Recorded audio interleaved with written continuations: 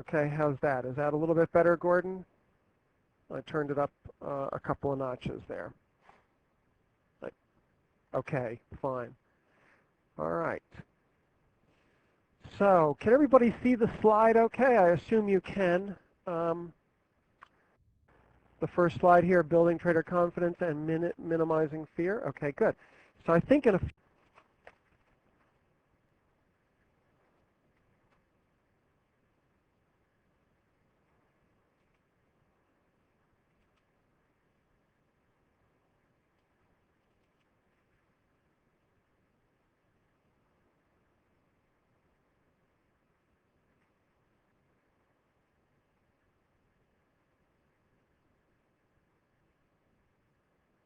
okay.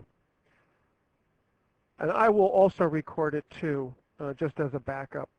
Here, sponsored today by Trade Guider. I'd like to start off by welcoming everybody and expressing my thanks to both Gavin Holmes and Richard Bednall and the rest of the Trade Guider group for inviting me and inviting you all into this, I think, a pretty exciting webinar. And from the emails that I've gotten from many of the group members here, I get the sense that people find this pretty useful and helpful so far.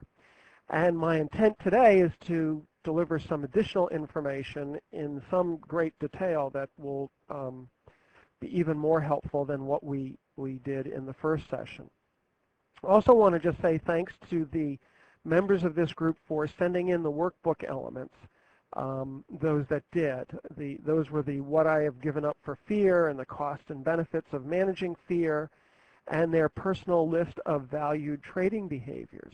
A lot of good work went into that, I could tell, and we're all going to benefit from the volunteers who did send in that information to me. And I guess two other points here. One is that just a little housekeeping item. We'll take a break in about an hour for 10 minutes because I think it's a good idea for everybody to do. And the second thing I'd like to say, I see Laura is here, and I just want to say congratulations, Laura and Gavin, for their new baby, Olivia Ann. I saw the picture, very cute little girl, and very good news for you all. So congrats on your new family member. And welcome, Olivia Ann, to the world. All right, we've got a lot of stuff to cover today. And as you know I like to do, I like to start off with a quote. And I think this is a great quote for this session in this two-part webinar from Einstein, Albert. And the quote is, "We can't solve problems by using the same kind of thinking we used when we created them." I've always liked this quote, and we're going to talk in some depth today about a different kind of thinking that I think you'll find will be very helpful for your trading and for developing confidence and for minimizing that struggle that we all have, frankly, with anxiety and fear. But first, I just want to briefly review some of the highlights and major points of the first session. We talked about, and this is a slide from the first session, we talked about the four main factors of fear, and we use the acronym of FEAR for that. Fusion being the first, and that's responding to thoughts, words, and images, and memories and sensations, bodily sensations, as if they are the same thing as what our mind is telling us they are. And our mind is usually telling us that what we're experiencing are real. That these are real events that are occurring. And, you know, it's just a nice handy reminder to not always believe what our mind is telling us. And we have the acronym also in FEAR of false evidence appearing real. And that's useful to remember. We also talked a little bit about evaluation making fear and anxiety a problem for us. Evaluations of our experiences rarely add to the experience. They just serve to beat us up or get us more hooked into the experience. We talked about being hooked in like a fish. and struggling against that hook. We're struggling against the fear and the anxiety and the things that are hooking us. And we talked about beginning to notice being hooked as a useful and helpful thing for us, and then noticing what we do next. And towards the very end, we're going to talk about a very specific, towards the very end of this session, we're going to talk about a very specific perspective called the I view. And noticing what you do next and noticing your hooks are important in that view. And we'll talk more about that as we a little bit further in the session. We also talked about avoidance. Fusion and avoidance, by the way, are the two biggies in terms of what makes fear and anxiety so difficult for us. And avoidance is kind of the first line of defense against fear and anxiety, and that's just to escape from it. We want to cut and run. And that's something we all have experienced, and it's difficult for us because it's highly addictive, or it's highly reinforcing, I guess is maybe the better way to say it, because it always leads to a brief honeymoon from the fear. It gets us away from that fear. And so anything that gives us immediate relief, we're going to naturally want to do over and over and over again. But the problem is, it narrows down our responses. Our behavioral repertoire, if you will, becomes more about escape and less about trading. So we narrow our repertoire of skilled trading behaviors the more we experience and practice, if you will, escape and avoidance to get away from the fear.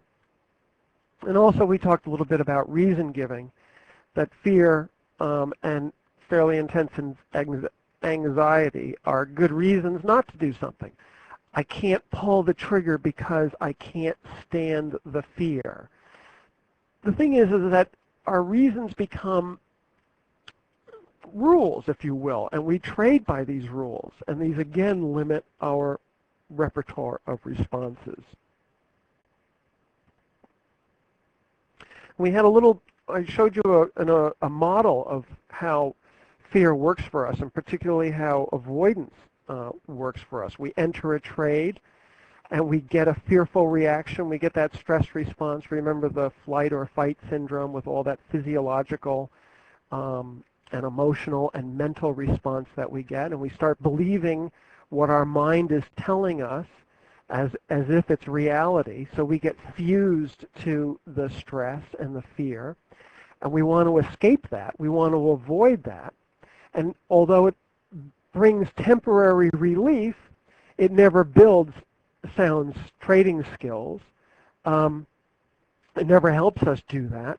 What we wind up doing is we wind up building good skills in how to escape and avoid fear and reality, but over time our behavior is narrow and we never build that good repertoire of sound, solid trading. So as Einstein suggests, we really need a different kind of thinking, and we talked a little bit about this in the first session. Here's a model that's a little bit different. When we enter a trade, we're still going to have this fearful reaction and this stress response. We can't get rid of this because it's a natural response. But through mindfulness and committed choice, and we're going to talk a lot about mindfulness and committed choice today because these are the real keys, they give us a different perspective. They give us a different approach. They give us a different attitude and posture towards fear and fear and stress. And so by mindfully focusing more on the trading tasks at hand rather than what our mind is telling us as reality, that's what mindfulness does for us, we're able to better manage the trade. And win, lose, or draw, as we do this, we begin to expand our repertoire and build new skills as we are able to reflect on our experience and how we manage the trade, rather than having just an escape and a release experience. We have a real trade experience that we can then reflect on and build new skills from. And that helps us and serves us well as we enter a new trade. So it's a different kind of thinking. And this kind of thinking, using mindfulness and committed choice, and by the way, committed choice, what I mean by that is committing to appropriate trading actions as the situation may demand it, rather than the, say, dysfunctional actions of escape and avoidance of the anxiety and the fear. Okay? So when we use mindfulness and committed choice, when we practice this well, we find that it's one of the very best ways to enter the zone or peak performance. Have you guys heard of the zone? How would you describe it? Let's just take a moment here and just tell me how you would describe being in the zone, because that's what we're kind of aiming for here over time and with a fair amount of practice and all of this stuff. Anybody?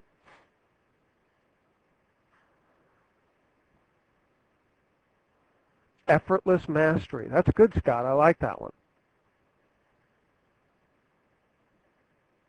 Canceling out distractions. A real acute focus.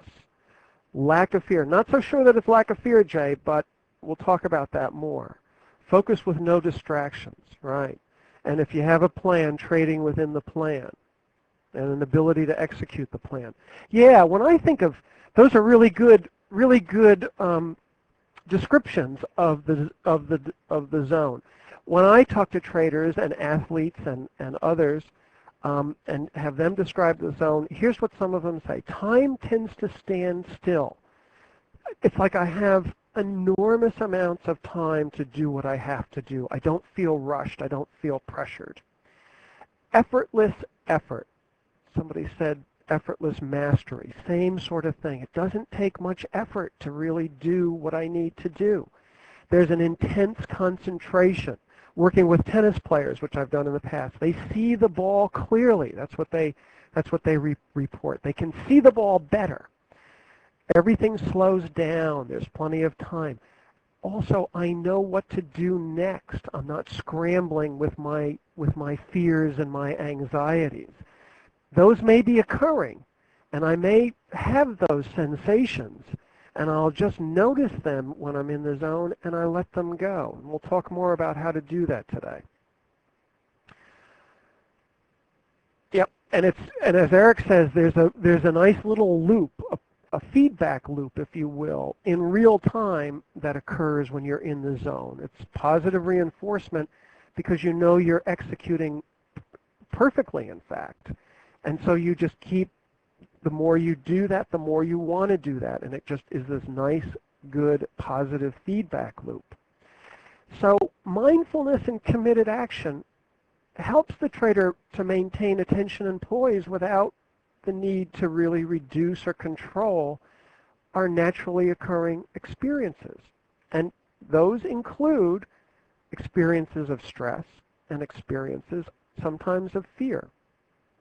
And mindfulness and committed action allows us to develop the ability to kind of flow, be in the zone state with those naturally occurring experiences and understand that they come and go as transitory, temporary aspects of the human experience and not having to buy into them or ride them as if they were the only game in town. What about now controlling negative thoughts and feelings? What does that do to us when we're thinking about the zone? Like, let's say, for example, you're in the zone. You know, just imagine yourself immediately being put into the zone, magically being put into the zone, and you notice a little bit of fear, you notice a little bit of anxiety, and now you think, I need to control that. I need to reduce it or eliminate it. What do you think that's going to do to you and your ability to stay in the zone? Anybody?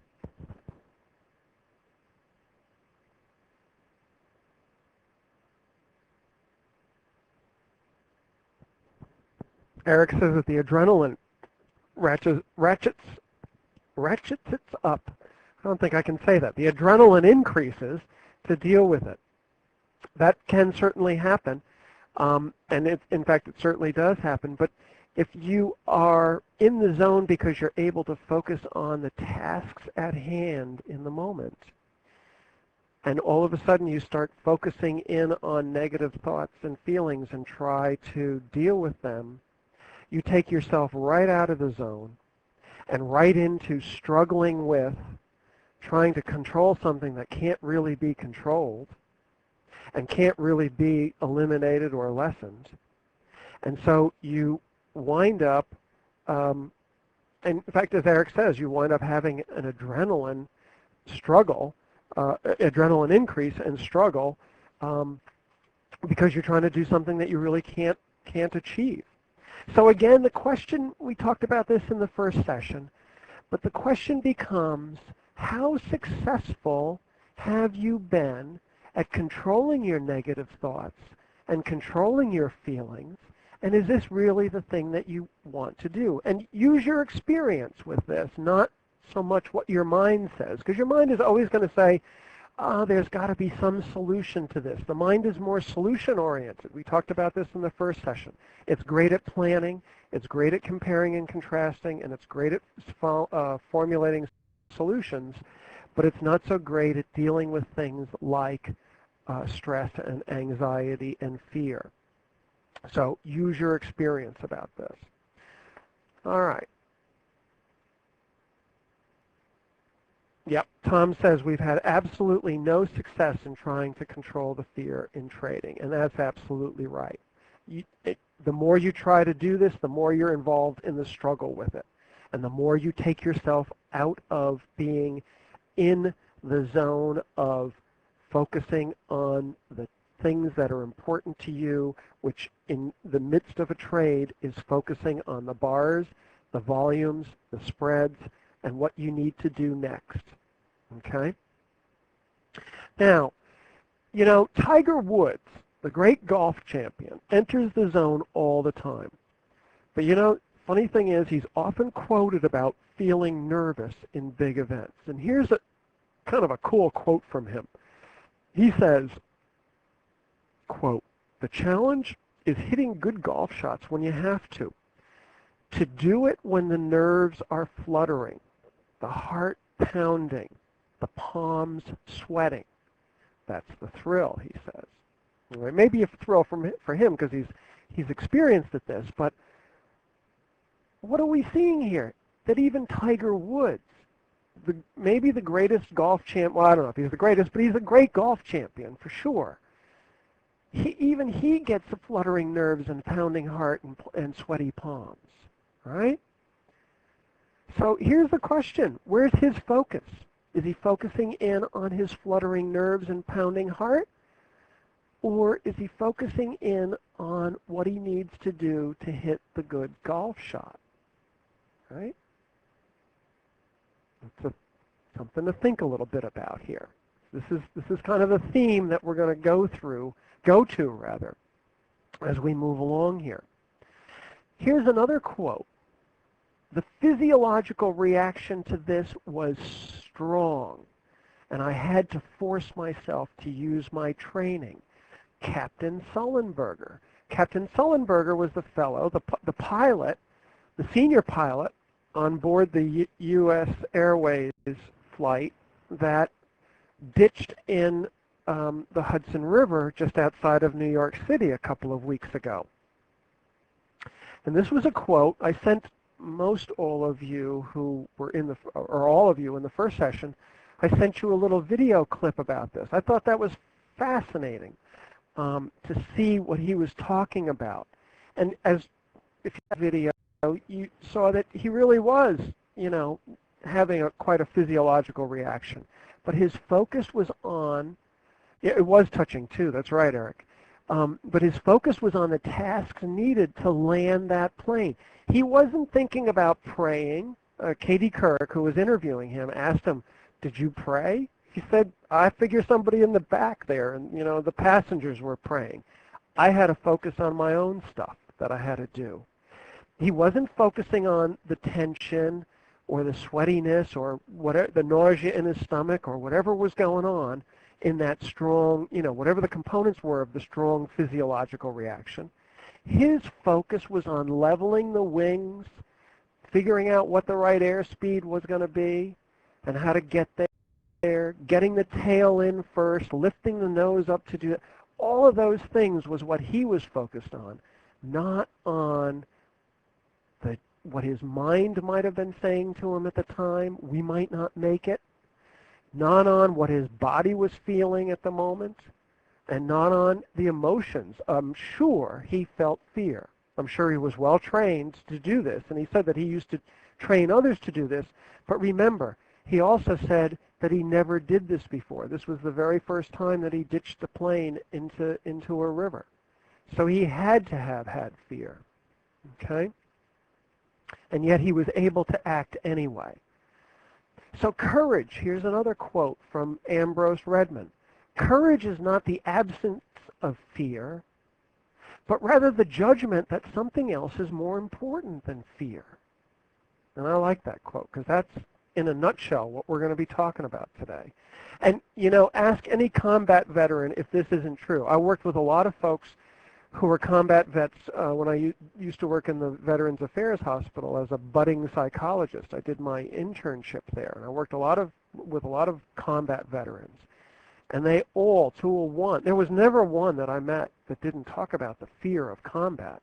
But they also talked about, I had to do what I had to do. I had a job to perform, even though I had intense fear, bullets and bombs and everything else going on all about me, and people getting blown up and killed and so on and so forth. I still had to do what I had to do, and they did. So, saying that Tiger Woods and Captain Sullenberger and the veterans and all the rest of us really, we all have fluttering nerves and strong physiological responses, yet they still perform at a high level anyway. Isn't this isn't it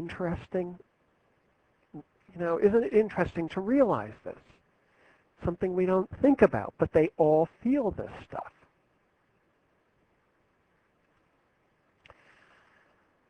So a focus on what our mind is telling us and the tension in our body and the emotions that we're feeling, that's what we call self-focus, versus focusing on the tasks we need to do to land that plane or to take that golf shot or to enter that trade by setting the stop, setting our exit location, observing the volume, observing the spreads, looking at where the closes are, all the things that we do in VSA as we trade. Self-focus leads to negative performance, and a task focus leads to positive performance. I mean, it's pretty basic, but really, how can this be any other way, right?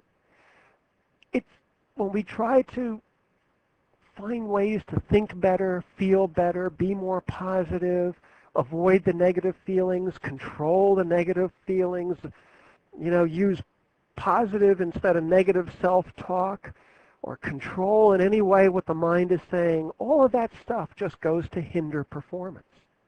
And when I talk about performance, I mean it hinders our ability to trade well. Okay? And so let's talk a little bit about some of the things that we discovered for ourselves when we are self-focused on the fearful thoughts and the feelings. These are some of the examples, some of your examples on how a self-focus leads to negative performance. These are some of the responses to the questions about what we gave up for fear and what the cost and benefits are in trying to control fear that I asked you all to complete in the workbook that I sent out. So here's some of the costs. And this is your words, not mine at all. I missed a substantial profit. I missed taking perfect VSA setups because I was fearful or because I had anxiety. I canceled orders and missed good trades, and Tom says, yeah, cancel if close to becoming an entry, right? I've lost thousands in profits, one person said. Loss of income, another person phrased it. Here was a good one that we just spoke about. Another setback to sticking to my rules. Another setback in building my repertoire of trading behavior. Another setback in being able to learn how to trade and trade well. Amazing costs. Those are the short-term costs. The longer-term costs, sort of the same kind of themes. I'm always cutting my profits short. Again, I'm not learning how to hold on to a trade until it gives me a good profit. But there are other things too, not just about trading. Somebody said a lack of life balance. So caught up in the struggle with fear and anxiety that it's bleeding over into their other roles and relationships and other parts of their life. Who wants that, you know? Another person said, I lost trust in my system. I lost trust and confidence in myself. Other people said, my self-image was diminished. I feel like a failure. I feel like a failure. Oh, I could feel, excuse me, I can feel my heart just pull at that, you know? Who wants to feel like a failure? Because it's not necessary to do. No self-esteem, depression. Oh God, depression. I've worked with depressed people. Lots in clinical work that I've done. It's not a happy place to be. And failing to develop as a trader. Okay, so these are some of the costs. What did they get out of this? What were the benefits, I asked folks to kind of record and send out. Well, I got a temporary relief from stress. I didn't have to confront my fear. And I was able to stop the stress, at least until the next trade. So those were the benefits. Were there any more? Somebody said, absolutely none, with the exception of avoiding dealing with fear. And another person, actually several people said, no long-term benefits that I can note. No long-term benefits. A heck of a lot of short-term costs. No long-term benefits noted. So what does that tell us? It tells us trying to control our fear and anxiety does not work. If nothing else, if you come away with nothing else from this webinar, just at least come away with this. It doesn't work. We need something different. We need to start thinking differently to solve this problem. As Einstein said, we can't use the same kind of thinking that's created this highly damaging response to fear. We really need to get out of our heads. We need to get our heads out of our way. Excuse me. I misspoke there. We need to get our heads out of our way. You know, our goal here is to deal with the effects of cognitive activity, our thoughts and our feelings, to remove the effects, not the actual activity, not the actual thoughts, not the actual feelings, because we can't do that. But we can start to reduce the struggle with the fear and the anxiety, and that will reduce the effects of this activity on us. Control isn't the answer. So let's start to think about a different way here. What if all the effort we put into thinking and feeling a certain way was just doomed to fail? What if no one can consistently control his or her feelings? Tiger Woods can't. Captain Sullenberger couldn't. Why should you be able to? So what if it isn't even necessary to do so? What would you do then? What would you do then? What if it wasn't necessary to control our thoughts and our feelings? What, just if a few of you would just give a response to that, what would you do? What difference would that make in your trading?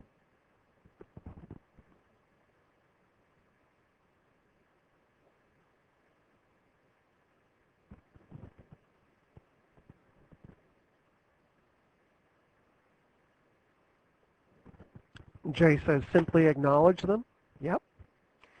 And Eric says you focus at the job at hand.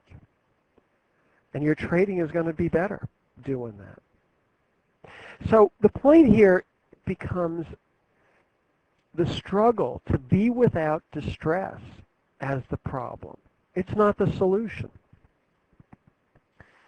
And if your mind is saying, oh, but I bet there's a better way, there's got to be a better way because I really can't, go with your experience on this, not what your mind might be telling you. Okay? The desire to feel better and just quickly fix that problem, it's what we call overlearned and pretty much automatic. I mean, we've done it so much throughout our lives that we really have learned it really well, and it becomes pretty much automatic. So our mind just naturally tries to fix this problem of fear in this way, but you know from your own experience that it doesn't work. It's not thinking and feeling good to trade well then. It's really developing the ability to perform optimally while feeling and thinking poorly. I always think about Serena Williams when I think about this. She's a star tennis player, female tennis player, great tennis player. But she will often get out on the court and she would just the first set just be dropping, games, spraying balls all over the court, hitting inconsistent serves. It's almost as if she's like coming up from the juniors and not the number 1 or number 2 or number 3 player in the world, whatever she is. And yet, she's clearly not feeling well, but does she let that get to her? 9 out of 10 times she doesn't. She finds within her game, she steps up her game, and she starts to play better and better and eventually wins the match. I've seen it over and over and over again. Roger Federer is the same way. It's the hallmark of a top player that they can feel bad, come into a match and not feel great, and notice that they're not feeling in the zone. Notice that they feel the stress and the fear and the crowd, coming at them, and yet playing well anyway because they can focus on the tasks at hand. Okay? And, there's one thing that I want to just say to you all, that the recognition that we don't have to control fearful thoughts and emotions should be liberating. It frees you from the belief that eliminating or controlling emotional states is possible. It really isn't. I mean, controlling emotions. Just here, look. Show me joy right now. Just show me ecstatic joy. Show me unbelievable surprise and incredulity. Get surprised. Become incredulous. Can't do it, can you? Can't show me joy. Can't show me surprise. If we were all sitting together in a big auditorium and we had lots of people around us, I would say, fall in love. You think you can control emotions? Fall in love with the person sitting next to you. Now, that assumes, Eric and Debbie, that you guys aren't sitting together. All right? You can't control your emotions. You really just can't do it. It's a myth.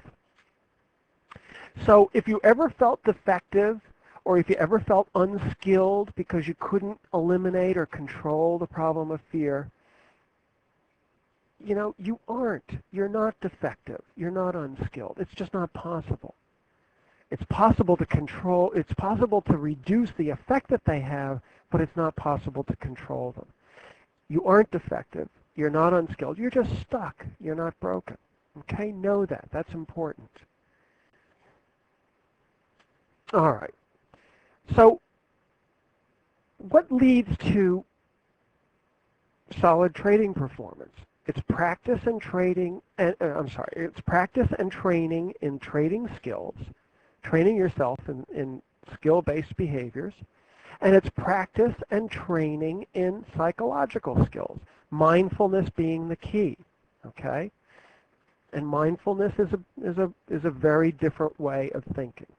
So let's do a little mindfulness activity right now. And this is in your workbook. And so you'll be able to use this in future days. So if you're willing, I'd like you just to start with both feet on the floor, arms comfortably at your sides. And when you're ready, if you're willing, just allow your eyes to gently close and bring your attention to your breath. You might notice your belly rising and falling with each inhale and each exhale. Or you might notice the classic location of the breath on the upper lip just below the nostrils. You might be able to feel the breath coming across the upper lip just below the nose. Though this is subtle and for some difficult to do. So instead, just notice your breath coming in cool through your nostrils and coming out a bit warmer. And try to determine the precise moment your breath starts to come into your body and the precise moment it begins to leave on the exhale. Stay with your breath for a few moments. There's no need to control your breath in any way. Just let it flow naturally, in and out, in and out. Now, if you're willing, I'd like you to imagine that you're sitting next to a small stream on a warm autumn day. As you gaze at the stream, you notice a number of large leaves of all colors, shapes, and sizes drifting along, each at its own pace, one by one in the slowly moving current. Allow yourself to simply be there for a moment, just watching.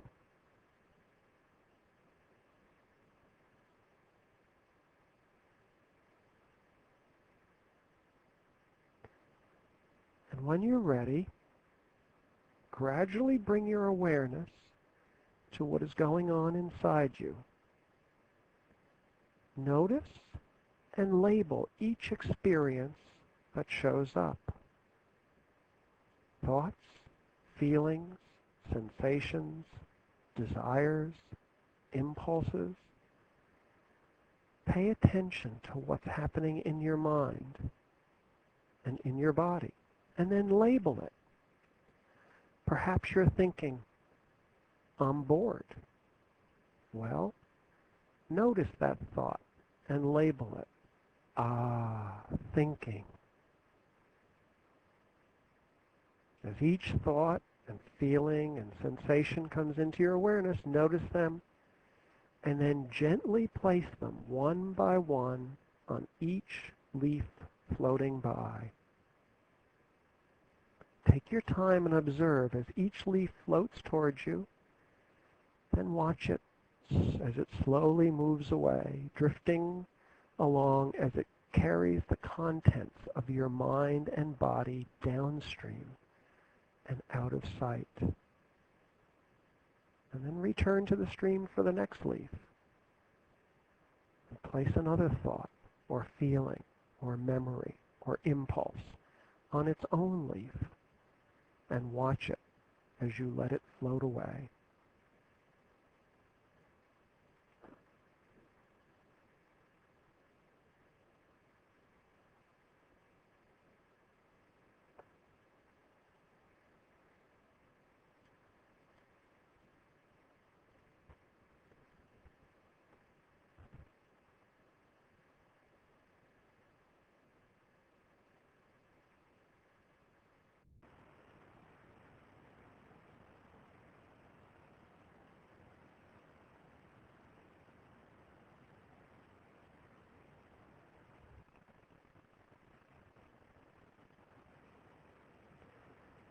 When you're ready, widen your attention to the room you're in, the sounds around you, and bring your attention to the body, your body within the room.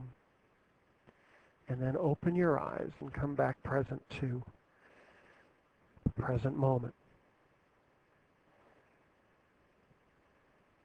So that was mindfulness. That was a little exercise or experience in mindfulness.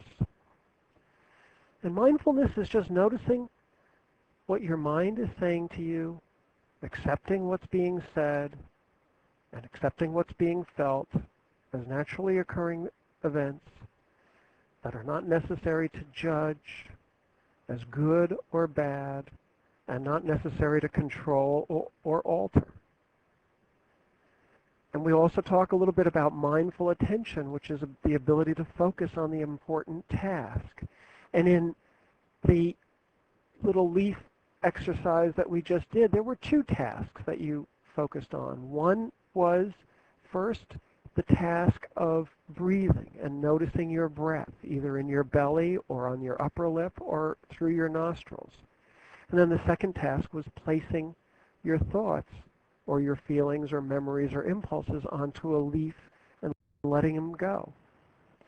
And practice is required for that, right? It takes some getting used to. I'm sorry, it takes some skill. So let's just get a quick sense of what your reactions were to that. Did you have difficulty staying on task? Those of you who did this? And did you have difficulty, preventing thoughts from drifting in, or did you feel bored, or was your mind telling you it wanted to do something else besides sit there and was it thinking about what you wanted to have for dinner tonight or what you were going to do? Didn't want to leave the stream, Eric says. Yeah, sure. That's part of it too. It's your mind saying, I'm very comfortable and I don't want to do what you're doing. Jay says, totally irrelevant thoughts kept sneaking in. I can do the past slide short. Yep, and that's the point, right? Anybody else want to give us? I see Gordon was about, yeah, good. Breathing okay, but got bored with the stream. There you go, okay? And you felt the sense that, oh, I'm bored with this and I want to just go. Well, that's what you want to, yeah, it is very relaxing, Eric, and we're going to talk about that in a moment. But in Gordon, what you want to do is just notice the boredom and go back to the task at hand, okay? This is practice for being able to notice stronger thoughts and stronger emotions like fear and being able to refocus back on the tasks at hand, the trading tasks at hand, in the heat of the moment while you're making trades. And Eric says, as soon as I started to visualize the leaves, my breathing changed and I let go. Before that, I had trouble letting go when my exhale changed over to inhale. That's a good thing to know. And so that's something you want to stick with. First, Eric, is more visual things. Yes, I'll give you a copy of slides, Bill. I'll send them out. But Eric, that's what you want to do. You want to stick with more visual things at first until you get good at that, and then you can expand into more things like breathing. We always use breathing, I shouldn't say always. We often use breathing because the breath is always with you. You can do mindfulness in walking. You can do mindfulness in the car. You can do mindfulness in the shower. And we're going to talk a little bit about ways you can do mindfulness, specific ways. But the breath is always with you, and it's just the classic way to get into mindfulness and exercises like mindfulness. So it's important to note that you want to engage in this exercise while your mind is telling you something different and not feeling the exercise as undoable because your mind is wandering off, okay?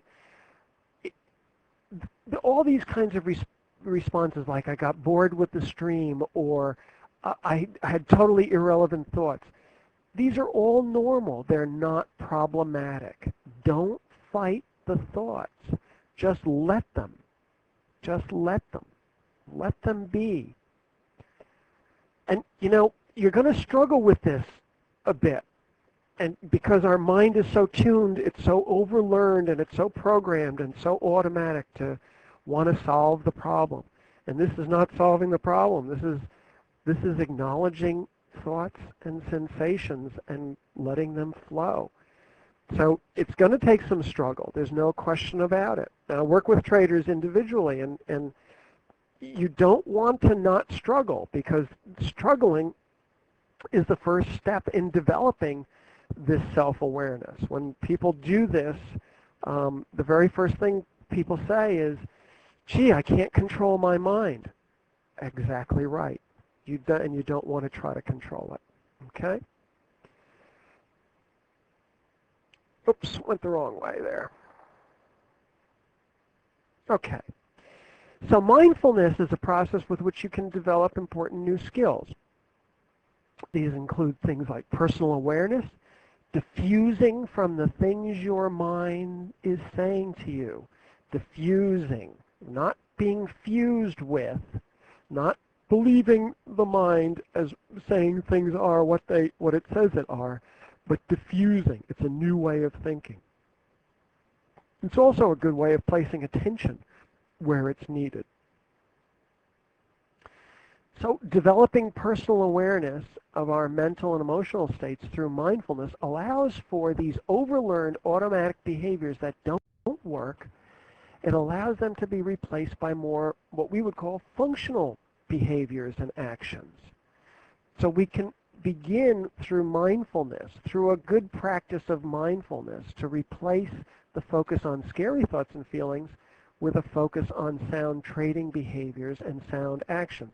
Just like Tiger Woods, focusing on the golf shot in the midst of fluttering nerves and the pounding heart. Just like Captain Sullenberger, landing that plane despite strong physiological response. Okay, it takes some effort to get there. It's not, we can't do it, can't say, okay, go out tomorrow and do this, because you're not going to be able to do this. But with practice, you certainly can do this. With practice, you certainly can. Mindfulness also helps us by helping us develop an ability to notice the internal processes that we have from a distance, okay?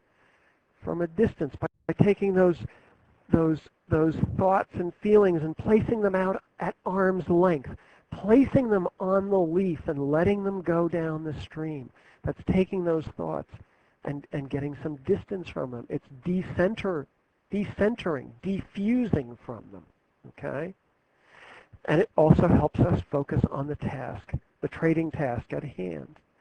I always believe that self-awareness is the most crucial skill to develop, and mindful practice is the best way to do this, okay? Just some more important things about mindfulness. It promotes an immersion in the moment and the present awareness, in the now moment. This is the time where actions happen, not yesterday, not tomorrow, but now. Not the past, not the future, but now. And mindfulness brings us into the now. And that's when we can act in our best interests, when we're focused in the now. Fear takes us into the past. We remember a bad trade, or it takes us into the future. What's going to happen if I lose? Okay, mindfulness brings us back into the present and helps us to refocus on what's important to us. Okay, we can experience the distractors and the discomfort through mindfulness and still move ourselves in the direction of valued action in the moment. And I'll talk more about this later. It's also helpful to know what mindfulness is not. Somebody said, oh, I got really relaxed. It's not a form of relaxation, and it's not a form of positive thinking. It's not a trance-like state. Doesn't promote a blank mind or hypnosis or any of that stuff, okay? But it's, it even took me a heck of a lot to accept this distinction at first, because mindfulness techniques do lead to a relaxed mental and physical state and do relieve the cognitive noise that's in our heads all the time. And your mind is going to try to latch on to that. And if it does, that's okay. Just notice it for what it is. Thank your mind for that. And just recognize that it's more of your mind saying something that isn't. Okay? All right. And as we experienced, we find things just pop into our heads, even important things that have to get done, but this is really the point of mindfulness.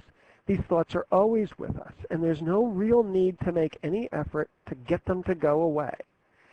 Right?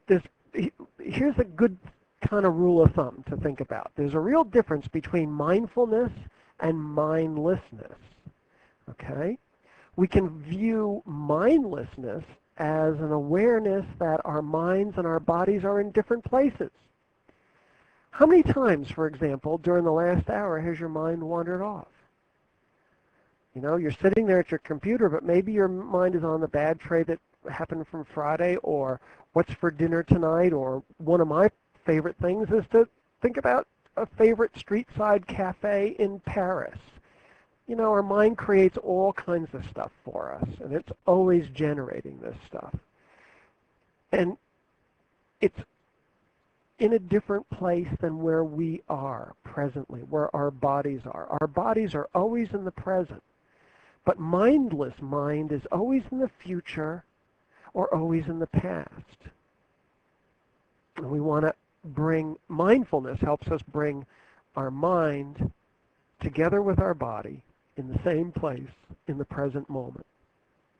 The present's where life is. And the present is especially where our trading life is. Okay, that's where we want to be. All right, I want to talk a little bit about fusion. We talked about this last session, but we said that fusion is when we believe what our mind is saying is truth or is a reality, and it's something that we feel compelled to respond to. So it's what our mind's saying. If we're in a trade and the mind is saying I've got to get out because I'm afraid, then that's, and we see that as truth, that the market's going to go against us and we've got to get out. We start feeling compelled to respond to that. We get fused with those thoughts. And what our thoughts tell us do have meaning. It's not like they don't have meaning. We have a lifelong, ongoing learning process. We all understand what an apple is just by the word or the thought of an apple. But it's when we're treating thoughts as though they are what our mind says they are. It's like treating the thought of an apple as if it is an apple and that we can actually bite into it and get nourished and taste that apple. We can't really do that with a thought, right? It's the same thing with fear. All right, it's like this thought. It's the difference between if I have this kind of thought. If I stay in this trade, I will have a loser, okay? Versus the thought, I'm thinking that if I stay in this trade, I will have a loser. Compare these two. If I stay in this trade, I will have a loser versus I'm thinking, or another way to say it is, my mind is telling me that if I stay in this trade, I will have a loser. Very different. When we say that I'm thinking that if I stay in this trade, I will have a loser, or I am observing my mind saying that if I stay in this trade, I will have a loser, that thought is now kind of at arm's length from us. That thought can be placed on that leaf in the stream. It's not right smack in our face. The other way of, if I stay in this trade, I will have a loser, there's no distance there. We're fused. Okay? Do you see the difference between being decentered and being fused? Okay, more examples.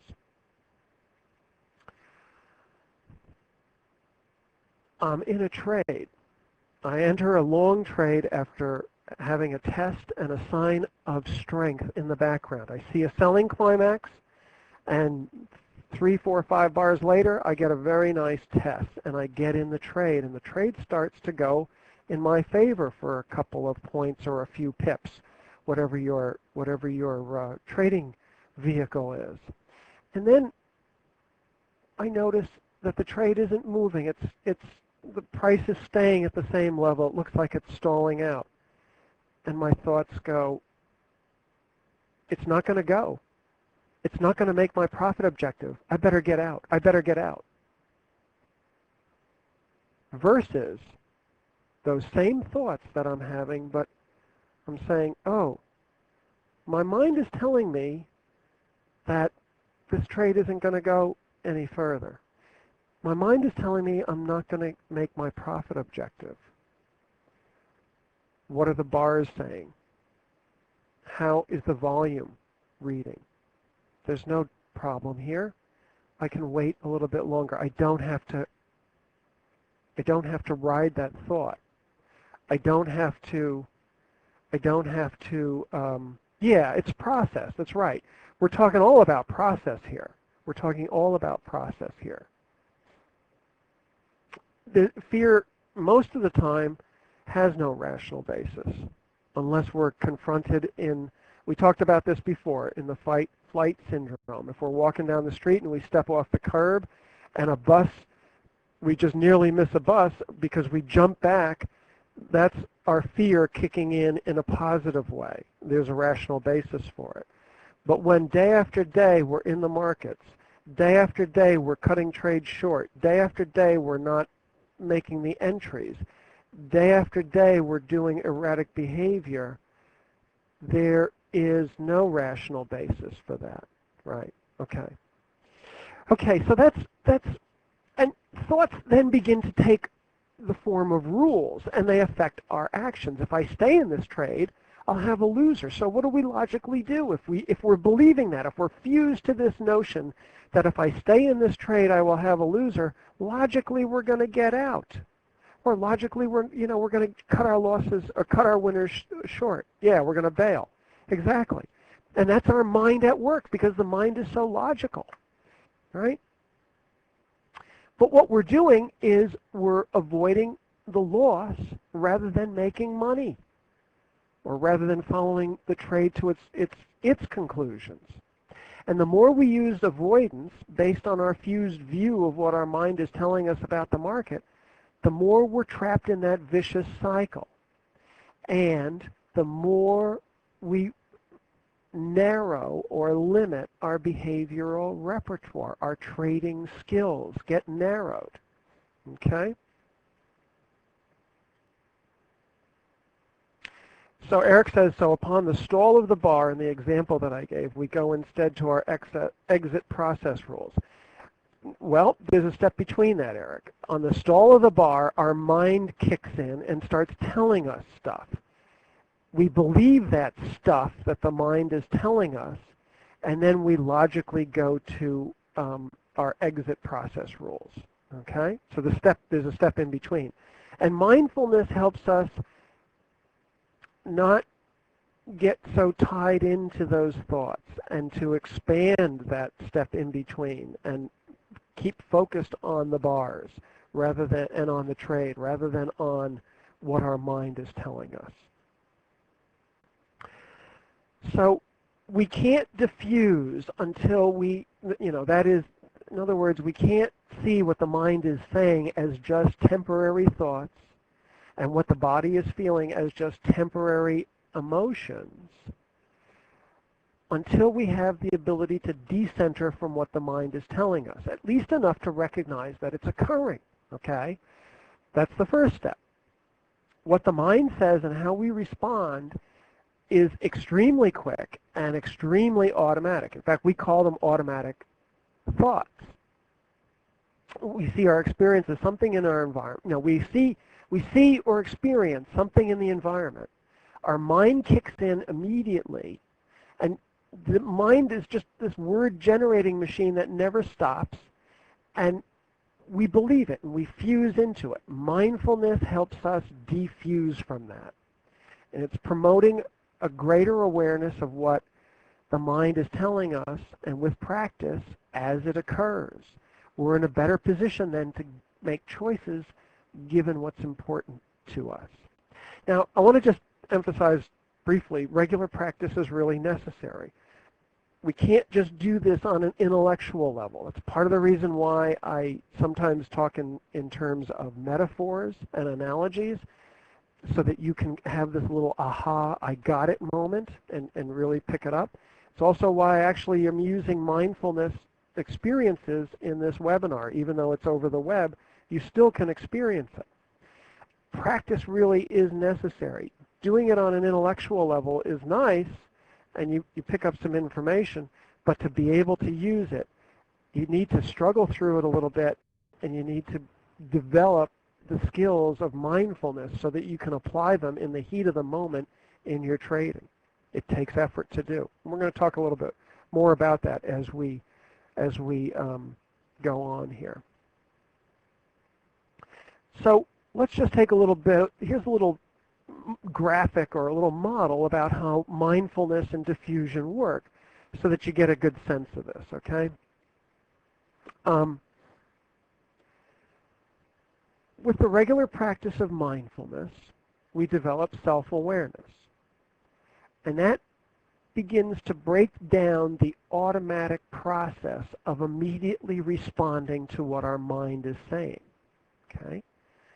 As we get a little bit more time from automatically responding to what our mind is saying, it gives us an opportunity to set our thoughts out a little bit, set them out at arm's length, for example, and examine them a little bit, and because they're not so automatic, and now we can look at them and we can decenter from them or defuse from them, and defuse from what the mind is telling us. Okay? When we can do that, then we can refocus our attention onto the demands of the trading situation as it might be needed. We can exit a trade if the market's going against us with a high volume bar, right, and some wide spread. We get out of a trade then. But if not, then we manage the trade. And do that enough over and over, and it results in more confident and more personally successful trading. And it also begins to expand your trading skills repertoire. You become a better trader, not a better escape artist. Okay? How are we on time now? Shall we take a little bit of a break, about 10 minutes? Does that sound good to everybody? Ah, good. Eric, you got it. Yeah, I thought that's why I didn't want to answer that. I thought this might be helpful to you here, this little graphic, this little model. All right, let's take a 10-minute break and come back. Right now, my computer clock says 4:16, so let's come back at 4:25, actually 9 minutes, so that we started a little bit late, and I don't want to keep us too much over. Okay, so I'll see you at 4:25. That's Eastern Standard Time. Whatever time you are in, it would be 25 after the hour. Okay, good.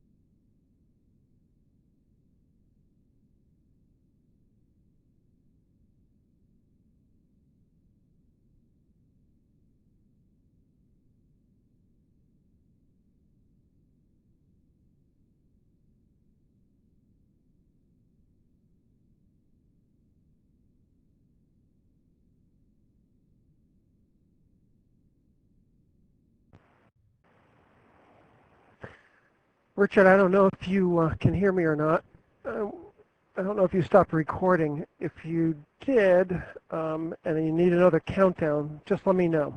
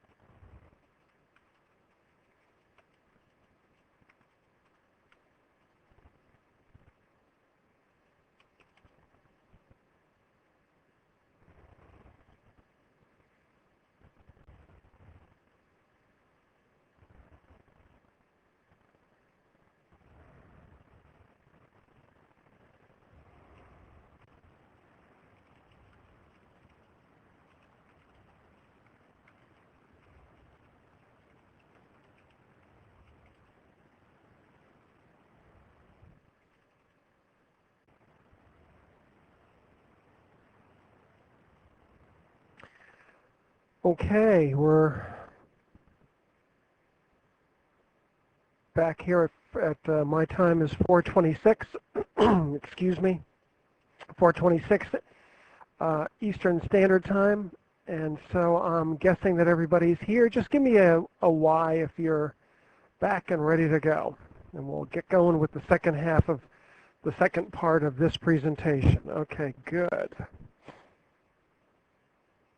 Terrific. If you're not here, please respond. Yes, there you go. There you go, Tom. You're got a nice sense of humor. That's very helpful in trading, I think. All right. So we talked about mindfulness and diffusion, and I think it's pretty clear about how diffusion works, right? And again, I need to emphasize the regular practice of mindfulness, and I'm going to show you a couple of ways to practice this. I've given you, in the first workbook, I gave you one method for mindful practice, and in this workbook, I've given you two, so that's three ways of just doing mindfulness on its own. In other words, setting aside, and it doesn't need to be long, by the way. 10 minutes is fine. If you want to go longer than that, that's okay, but 10 minutes will give you tremendous benefit if you do it regularly. It's like, you know, I said before, you can hear it on an intellectual level. Unless you experience it, it's the, you know, you're not going to get it. It's not going to be meaningful for you, and you're going to not benefit from any of this. I shouldn't say it quite that way, but you won't benefit from this in the way that it's intended. Think about going to the gym. You know, if you wanted to become fit, you would go into the gym and you would, you know, work out with weights or running or spin machines or whatever it is, okay? I'll get to the work. I'll talk about the workbook in a second. Renee, let me just finish this. So if you want to go to the gym and you want to get fit, you don't just go to the gym and stand there and say, okay, I'm fit now, right? I've done my work. You've got to use the machines. You've got to do the exercises. You've got to put the effort in. It's the same thing with regular practice of mindfulness.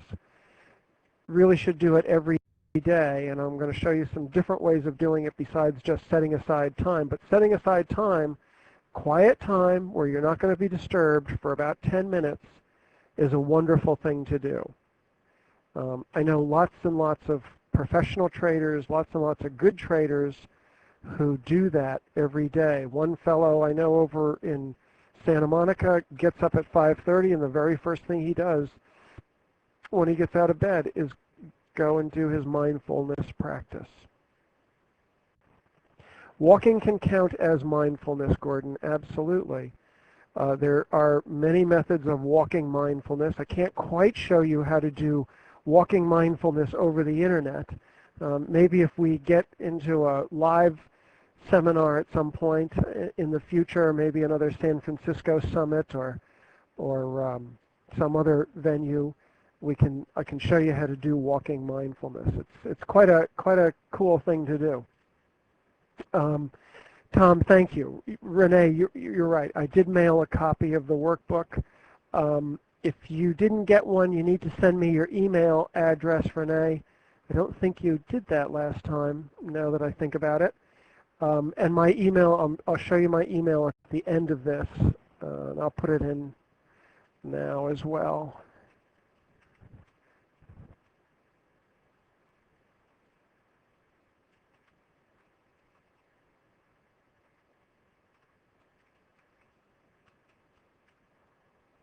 It's Dr. Gary at peakpsychology.com. Just send me your email address and I'll get out this and last session's workbook. All right, let's move on then.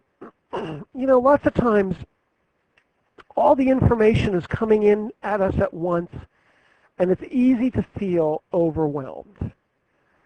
You really got no distance from your thoughts. It's all like right there in your face, or it's all right there in your head.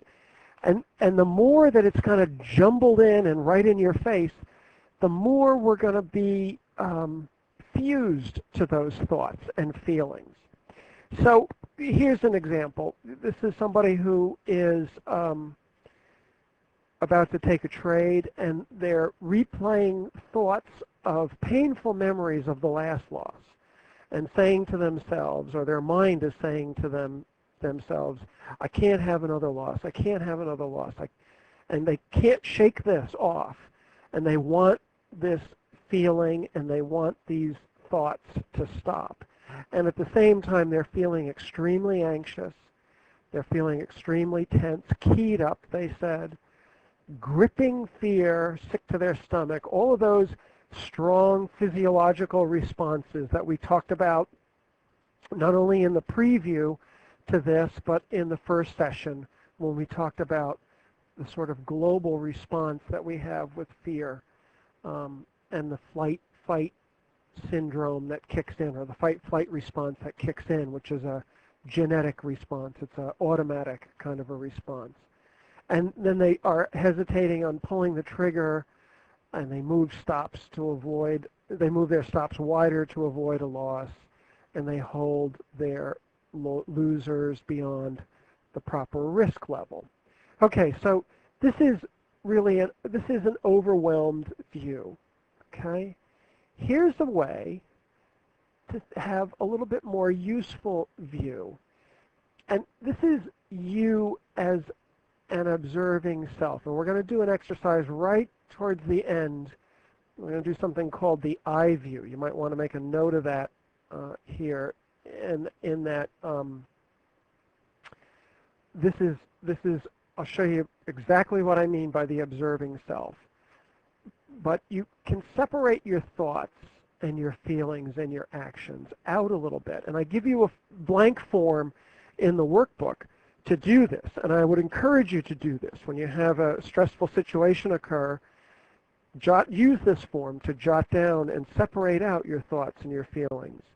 And these are the same things that we saw on the earlier slide. I'll just go back to that here, but they're all jumbled together. And you can just focus on your thoughts, focus just on your feelings, and focus on the actions that you want to take on this. Okay? So it's a more useful view for you. And I'll show you a little bit more how to use that, how to use this in a moment. Gordon asked me if I'm going to be in London. Yes, I'll be at the London events, and I'll also be at the Chicago events. These are the boot camp events in trading stocks, in trading the S&P E-mini and other indices, and in trading Forex. Those are 3 different sessions that are occurring in London, all 3 of them, and 3 different sessions that are occurring in Chicago, all 3 of them. And I will be at all of those events, as will Gavin and Brad Bedford Brown, a fabulous trader from Australia, fabulous Forex trader, and the one and only Sebastian Manby, will also be there. And maybe, Richard, if you hear this, you could provide a link to folks here for the registration page for those events. I don't know exactly what it is. I'm sure it's on the Trade Guider website, but just as a little advertisement if you're interested. All right. So let's talk a little bit about how to use mindfulness and when to use it. We talked about doing it as a separate activity, okay? That's certainly one way to do it, and I encourage that. Strongly encourage you to do that. It's a great way to practice it and develop your skills. But you can also use mindfulness in these activities as well. When you're studying charts at night, when you're recording trades, when you're prepping for tomorrow, looking at where your support and resistance areas are, looking at how trend channels have been setting up, looking at higher time frames, the VSA indications that might be occurring there, right? Looking at related markets. All of those things that we do when we prep for the next day can be done mindfully. What do I mean by that? I don't mean much different than some of the exercises that we've been doing. And now I'm going to start to move more into a practical aspect or a practical use of mindfulness. But just notice where your mind starts to wander when you're doing these activities. If you're studying the charts and your mind starts to wander, oh, I wonder what's going on over at Trader's Laboratory. And you find yourself start surfing the net and clicking on the Trader's Lab site or whatever you might do. Just bring your mind back to the task at hand, right? When you start to notice your mind talking to yourself and your mind wandering, just notice then whether you're doing something valued or whether you're becoming distracted. That's mindfulness, okay? You can do it when you're selecting out potential stock candidates, or if you're looking in the Forex markets, the different currency candidates that might come up for trading. If you're reviewing a VSA club video, if you're annotating charts with the VSA indications, whatever you're doing, if you find your mind wandering 5 minutes from now when you're listening to this presentation, gently notice it, gently bring it back to the task at hand. Now, and at the bottom here I say, note what you're saying to yourself, the images that you have, the feelings, the sensations, and then return to your task. The more you do this, the better you're going to be at this. There's another one that I include in the current workbook. It's a structured mindfulness task, and it's called washing a dish. Debbie, you'll probably like this one a lot, or the women might like this for spouses. I'm being, I guess, a little gender inappropriate here, but the idea is not to wash the dishes for the night, but to take a dish or two and mindfully wash it. And there's instructions in there on how to do that. That would be a task that we normally would see our minds wander all over the place and focus on everything but washing the dish. So this is a washing the dishes comes out of a Buddhist tradition. It's got a long history, and it's used in a lot of the traditional practices for mindfulness and meditation. So this is a streamlined version for you that makes it a little more practical and useful for you. But here's a suggestion for you. Here's a nice mindful challenge. Over the course of the next few weeks, do a mindfulness practice every day. Alternate with the leaves on the stream mindfulness activity with washing a dish every other night. And do that for a few weeks. And do mindfulness while you're studying the charts and recording trades and prepping for the next day and reviewing a VSA club video and all of that. And then start to notice. Notice if after practicing this for a couple of weeks, notice if your concentration doesn't improve. Notice if when you're studying your charts and you're annotating your charts, notice if you don't see more things that you didn't see before. Notice if you don't see things more clearly. Notice if time starts to go, kind of stand still for you while you're doing these activities. Notice if you don't see yourself starting to slip into the zone. Okay?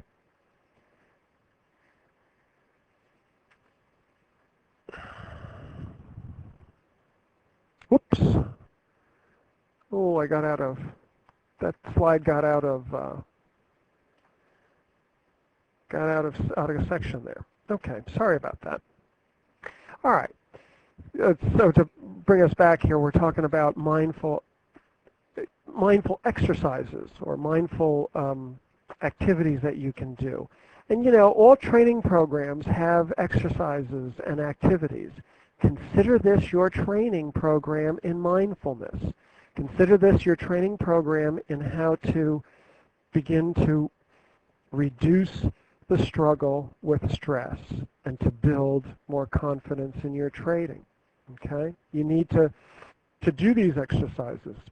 And there's no other way around it. I can't, even from over the wonders and the miracle of the internet, I can't wave a magic wand and make you stress and fear-free, anxiety-free. You have to do that on yourself, on your own.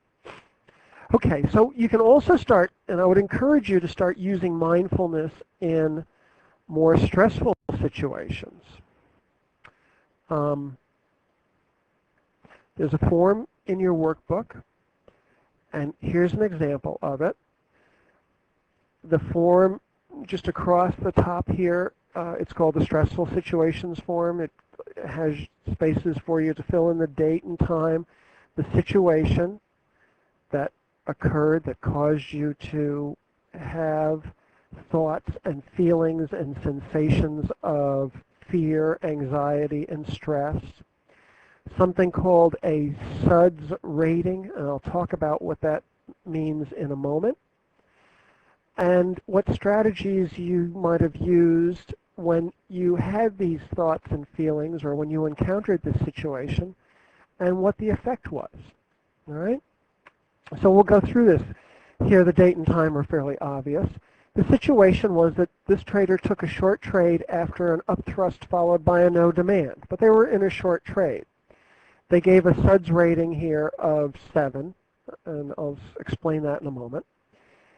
And they had these thoughts and feelings and sensations. This is what they observed. They wrote this down. They used that form of separating their thoughts and their feelings from one another, and they were able to record it in this form.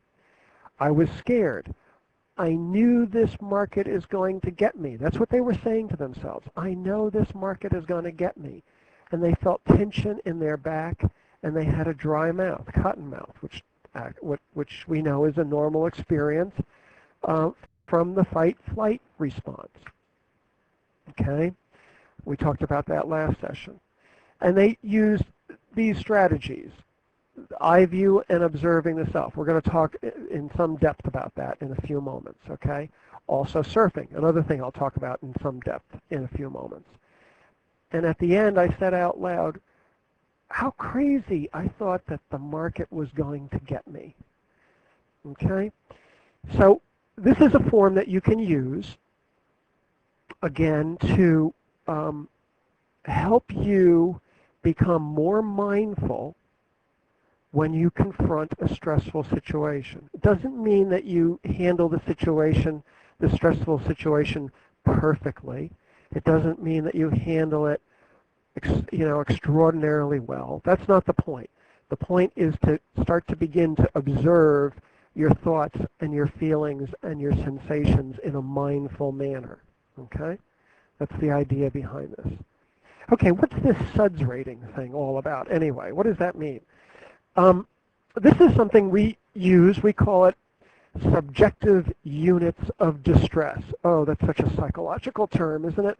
It's so psychological, I couldn't resist putting it in here.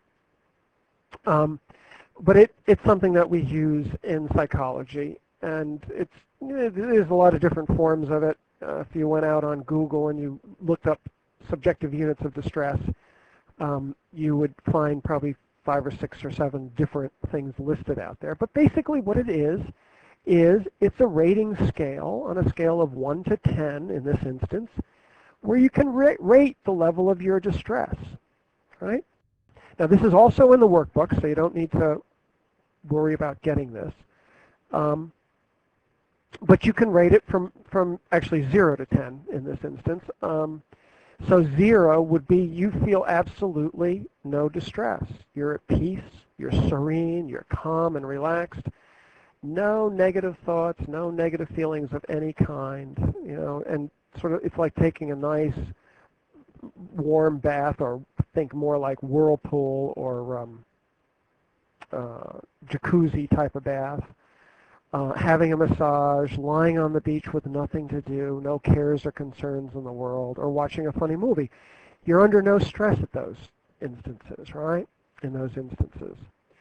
Okay, mild stress. You could rate that anywhere from 1 to 4. It's a mild level of worry or anxiety, but you can readily cope with the situation. You might feel like you're a little more alert or just slightly nervous. At the lower end of the scale, you might have to make a special effort to notice the unpleasant feeling. At the higher end, you might notice those unpleasant thoughts. And some examples are athletes before a competition, and even confident speakers before a presentation.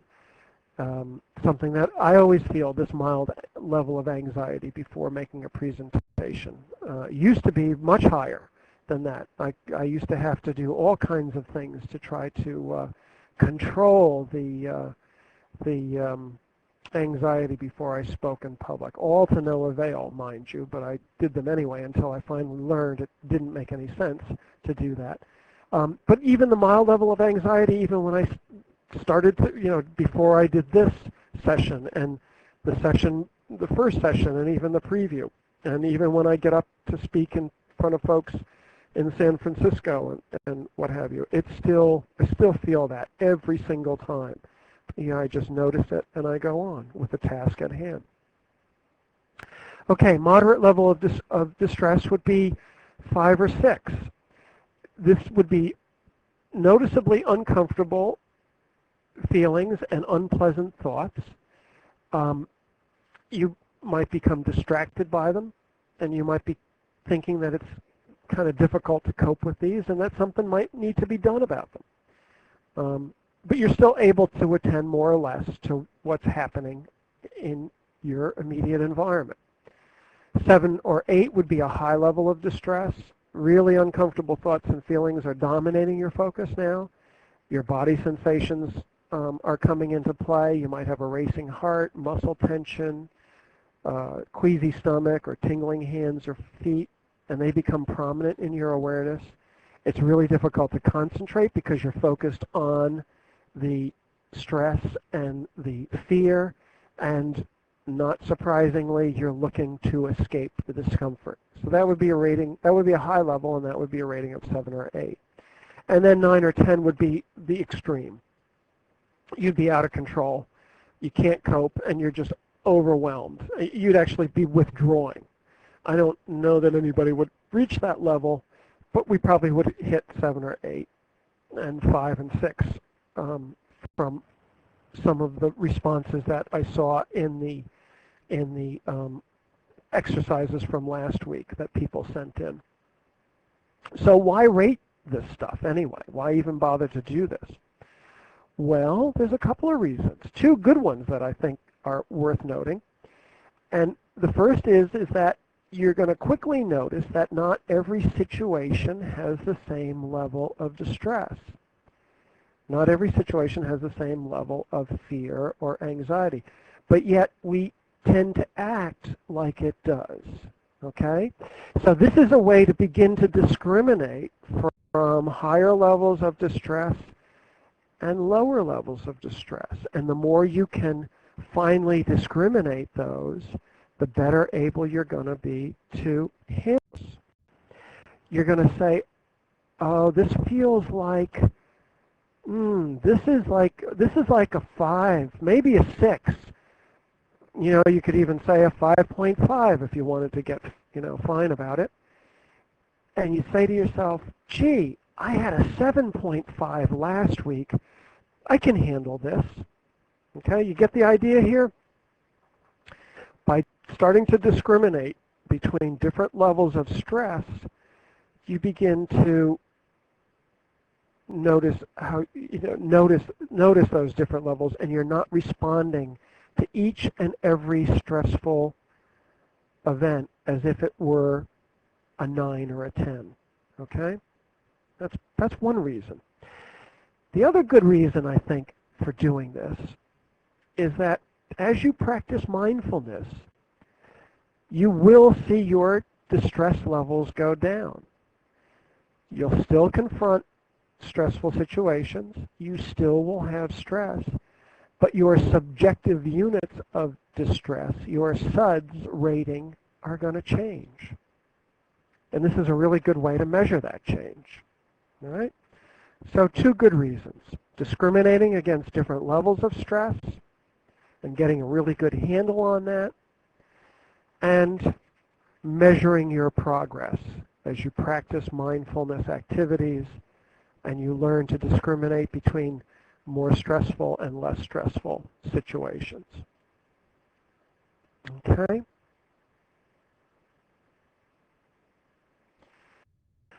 Oh, before we leave that, is there any questions on that? Are we all pretty clear on this?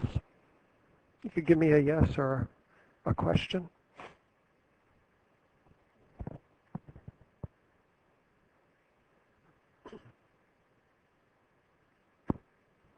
Okay, people are saying yes. I don't see any questions here.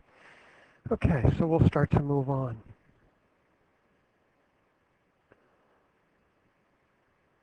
Now,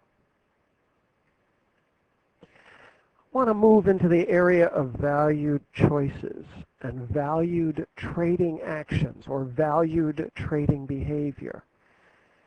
These are things that bring us closer to our goals. Okay?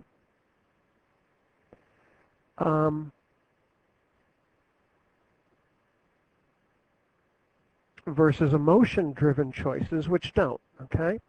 Now, there's lots of good research that shows that performers across all different fields, whether it's trading, athletics, being a surgeon, being a chess master, whatever the field is, a lawyer, doesn't really matter.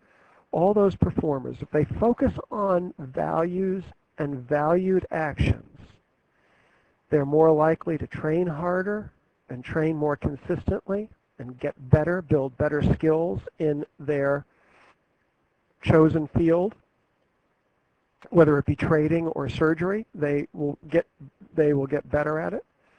They make better choices, especially when they're facing hardships or negative thoughts and feelings. Okay? When they're focused on valued choices, they make better choices. When they're also more perseverant in day-to-day activities that ultimately lead to the goal of achievement. And we'll talk a little bit about this in a minute. But there's nothing really new here. I think we all know this stuff, right? That if we're focusing on the values of our craft and we're focusing on valued actions, we're going to get more skilled, we're going to train more and get more skilled, we're going to make better choices, and we're going to persevere. Makes sense, okay? And through this, high-level performers all develop what we call mental toughness. And the way we define it is an ability to act in a purposeful way, systematically and consistently, in the pursuit of values and valued actions, meaning good trading behaviors, right? even and especially when faced with strong emotions that we as human beings just naturally want to try to control or eliminate. But they don't try to do that. They continue to act purposefully. Think in terms back to Captain Sullenberger and Tiger Woods. You know, they still have those strong emotions, but they still act in a purposeful way. So let's take a look at, whoops.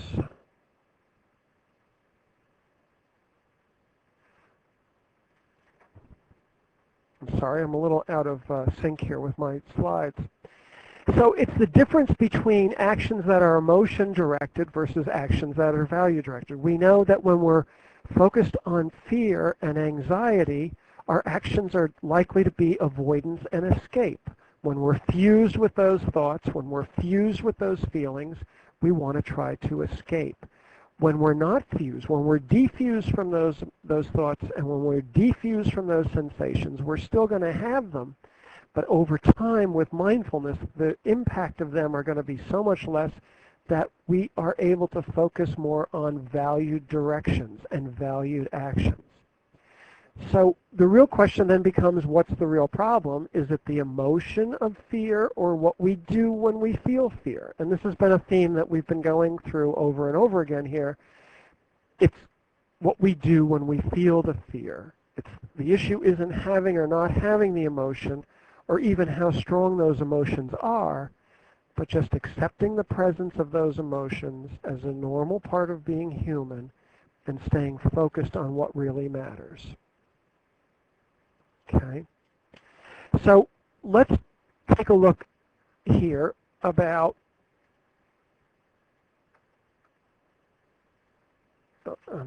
let's take a look at some of the examples of value-directed trading actions that are your examples. Again, thank you for the folks who sent these in. These are very helpful. But let's just take a look at some of these. And if anybody wants to add to this list as we go along, let me know, or just type it in. Some of the things that people said that are valuable trading behaviors that lead to solid trading performance. Following a daily trading routine, right? Creating and following a plan. Some folks may not have a plan, but that's really important to have. If we aren't well planned, it's really tough to be in these markets. And then following that plan. Keeping the evolving phase and the pattern of the market in mind, not just the immediate bars. This is something that I see a lot of traders, a lot of novice traders do. They're focused on the immediate bars. They see a no demand, and it's in the middle of nowhere. There's no sign of weakness in the background. There's been no buying climax or stopping volume to the upside, or there's been no upthrust that's occurred. Just a no demand, and they don't understand why it is that when they take that trade, they get nailed every single time that they do that. And then as they get nailed, they get fearful, and as they get fearful, they learn how to fear the market. We talked about that, okay? So this is a really good, valuable trading behavior that we should be doing, is keeping the background in mind, keeping the evolving phase in mind, not just the immediate bars. One trader said, I have 8 personal rules, and I need to follow them. He's already defined those personal rules, most likely from his trading plan, and he knows that these are valuable for him or her, and she or he wants to follow those because they know that doing so will lead to good trading outcomes. Okay? Holding the trade to the profit objective, isn't that a great, valuable trading behavior? Okay? We talked about cutting winners short, and it's a common problem when we are focused on our fears. Always setting a hard stop and not moving it away from the price action just to give it a little bit more room and eventually get nailed on that. Another solid trading behavior. Use a written checklist to verify the trade. Another good one, right? It's a helpful thing to do if you're, especially if you're just learning how to work with a specific trade, or if you're having troubles and that would be a helpful, I want to say crutch, not in a negative way, but in the way that we use a crutch to walk around and get around and be mobile when we have a broken leg. Using it in that respect, a good crutch for us, particularly when we're faced with stressful situations and fearful and anxious situations. Trade only true VSA setups. That's a good one. I like that. Not taking any pretty trade that comes along, but things that are actually well-proven, solid VSA trade setups. Another valuable trading behavior. Trade only setups that are part of my plan. Okay, having a plan, following the plan, trading only those setups. Record all my trades. I have a sense that if we polled everybody in here, and I would be one that would affirm to this, that I don't record the losing trades, right? I don't record the trades that I was fearful about and get out of, but recording and then reviewing all of our trades is something that just leads to good trading and profitable trading. Practice trading for 2 hours a week, at least 3 times a week. Oh, I like this. This person's a behaviorist like me. I love this.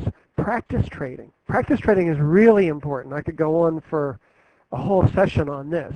But this is how you get good, is using bar replay or getting the charts out, printing out charts and covering them up and just doing one bar at a time, and practice that trading. Even though you're not putting any money on the line, and even though people say, oh, it's not quite the same, it's not quite the same, but it will give you excellent chart reading skills.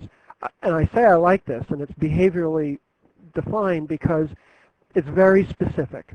He's going to, or she's going to practice trade for 2 hours at least 3 times a week. Very specific. I like that. They can measure their progress that way, okay, and see how well they do. Not in terms necessarily of how many trades did they win or lose on, but how did they do with their practice of practice trading, given that they said for 2 hours a week, 3 times a week. Did they do it for 2 hours, 3 times a week, or did they not? Again, review my trades and learn from the losers. That's really good. And I would also encourage you to learn from the winners. Look at the losers, understand what went wrong, understand what went wrong, and then set them aside. You don't need to necessarily dwell on them. Look at the winners too, and focus on those and really kind of burn those into your memory so you got those in the future. And prepare for my trading the night before. That's really important to do. Think in these 3 terms: preparation, execution, and review. I mean, that's really, as a trading psychologist, when I work with individual traders, that's what I do. I help them prep for their trading, and there's a whole list of things that are involved in that. I help them execute, and you can imagine that what I'm talking about today, mindfulness and dealing with fear and all of that, is part of execution. And reviewing trades and recording and measuring progress. That's part and parcel of developing yourself as a good trader. So these are value-directed trading actions. These are excellent. These are really excellent. Just take a quick look here. Print out and learn, set up on charts, and make notes on charts. Ernest says that. Absolutely. Annotate your charts. It's one of the very best things that you can do to learn VSA and learn how the markets move. Tom says, don't get mesmerized watching numbers move up and down on the trading DOM and continue to watch the charts. I consistently enter short trades just as high volume down bars occur. And that's good. So have that at least in your mind, and if it's not firmly in your mind, put it to paper and specify that. And then when that comes up, you see yourself watching the dome too much, mindfully watch the dome, glance at it from time to time, but if you're too keyed into it, notice that and say, more valued behavior is to watch the charts and look for high volume bars, okay? Yeah, Gary Player. Gordon says that Gary Player has a great quote. The more I practice, the luckier I seem to get. It is a great quote, and I'll give you another one if I can remember it correctly. One of my mentors, Charlie Marr, said, luck is the confluence of preparation and opportunity. Luck is where preparation and opportunity meet. That's what it used to say. Luck is where preparation and opportunity meet. The more prepared, the more practiced you are, when the opportunity arises, you can take it, right? Others would say, oh, how lucky that person is. But no.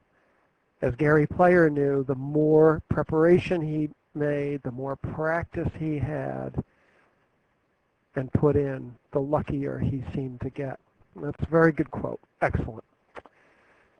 All right.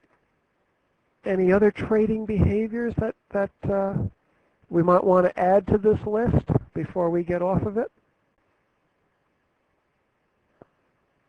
And since I see no one typing, I'll move on. So, value-driven choices. They always require some discomfort. Now here's where the truth comes out, okay? Value-driven behavior, all of these things in this list and others that you might have, all of these rules, to do them and do them consistently requires some discomfort, okay? I'm not going to kid you about that. Let's get outside of trading for a moment and let's just look at an example. Let's say we want to get buff. We want to achieve some level of physical fitness, whatever that is. So what are the steps necessary to do that? Let's say we want to, change our body mass index by 3 or 4 points and add more muscle mass and reduce body fat. Okay?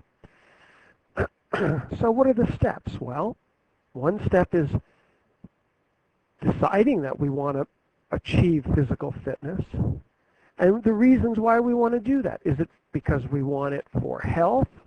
Is it because we want it for well-being? Is it because we want to be more attractive? I mean, you get the idea, but there has to be a rationale for it, right? Another step is developing and deciding to follow a specific plan, whether it's running, weights, swimming, tennis, diet, all of that stuff factors in some way, shape, or form, and all of it, or some of it, would be part of a plan for this, right? And then aren't there daily choices that have to be made in order to follow that plan? And isn't there a willingness to experience some level of discomfort and yet persevere with our plan? We might be tired. We might be hungry. There might be some more attractive event or thing we might want to do rather than go work out. But we've got to make that choice, and hopefully we make that mindfully, right? And the reality is that many choices need to be made across many days and many weeks and many months for those benefits to be realized, right? That's kind of discomforting if you think about it. You have to keep doing that over and over and over again. You got to keep making those same choices to follow that same plan, and you got to be willing to, in a way, sacrifice some of the comfort that you might feel when you're tired and say, I don't really want to do that. I'd rather be comfortable and just sit and be a couch potato and watch, South Park or whatever is on TV.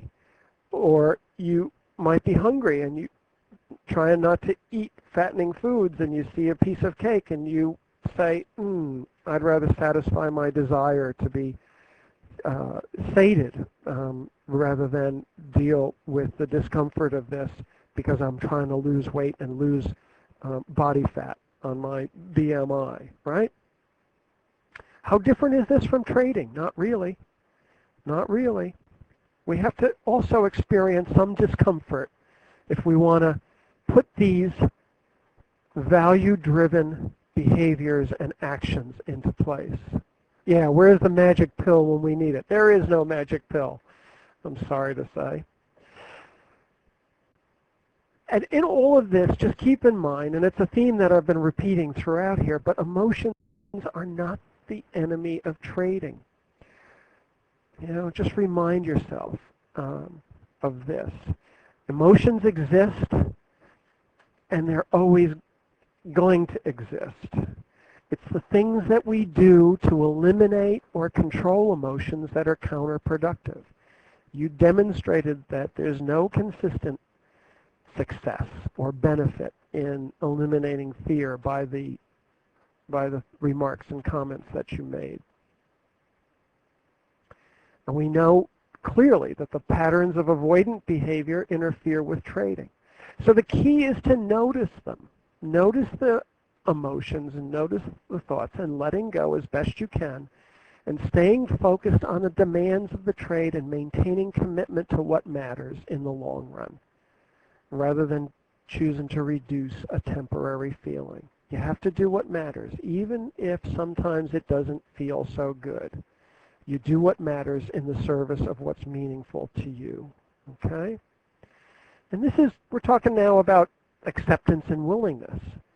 They're related to achieving personal goals. When I talk about acceptance, I'm talking about acceptance of some of these discomfortable or uncomfortable feelings and thoughts. We know that avoidance is connected to the short-term control or relief of personal discomfort. Acceptance, the opposite of that, and a willingness to experience the discomfort in the service of reaching our personal goals is what we're talking about. And it is so there's really two foundations to helping yourselves minimize the struggle with fear and develop more confidence in your trading. And one is full attention to the moment, not living in the future and not living in the past, but being present in the now. And we use mindfulness to do that, to be present, and to develop the self-awareness we need to develop so that we can decenter and diffuse from what our mind is telling us. Okay? And then in addition to that is what we call poise, or what we might call mental toughness. It's clarifying valued behavior and actions in our trading, understanding we just can't control those feelings and your mind's fear-based thoughts and images, just can't do it, and accepting these as temporary thoughts and as temporary emotions while being committed to pursuing the actions and choices of value. Okay? All right. Now, it's not always the easiest thing to do, and I understand, and we're going to talk a little bit about how you can surf some of this stuff and how you can handle some of the more distressful times a little bit better. But before we do that, what I want to do is I'm going to switch over here to the whiteboard, and I want to talk to you about a mindful perspective or point of view. And I'm going to draw this, and you'll have a copy of this in your workbook. It's called the I view, and it's a particular point of view, but the best way for me to describe it is just to draw it. And now I don't know if I can do this or not. Can everybody, first of all, can everybody see this whiteboard and this fairly large circle that I'm putting on the whiteboard. Just, okay, good. Good. So I've drawn a big circle, and because I'm presenting here, I'm going to call it the world. Okay?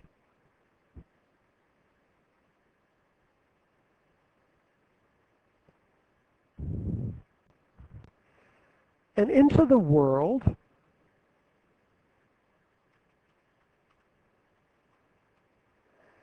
a body is born. And it takes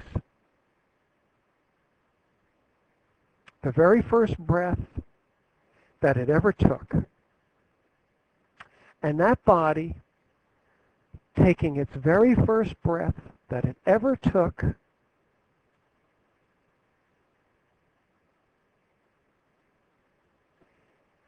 is you.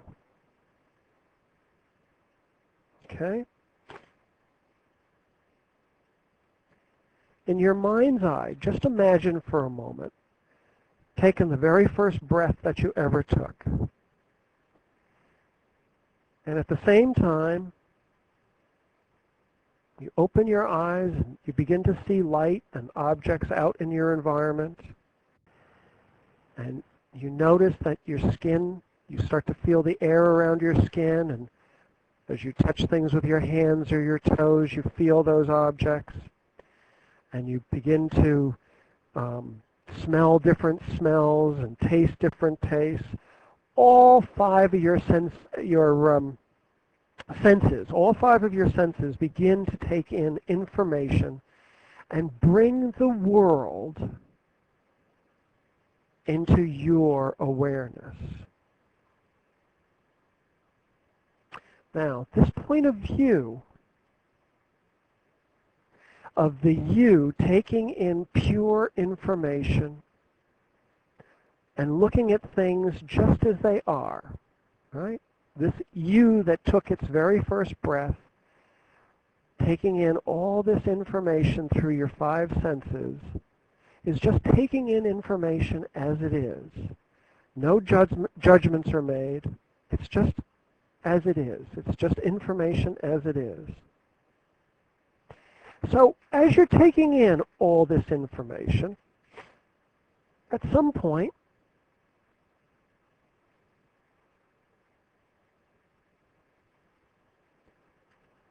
your mind shows up. Now, we know the mind from the words that it creates, right? If we quiet down,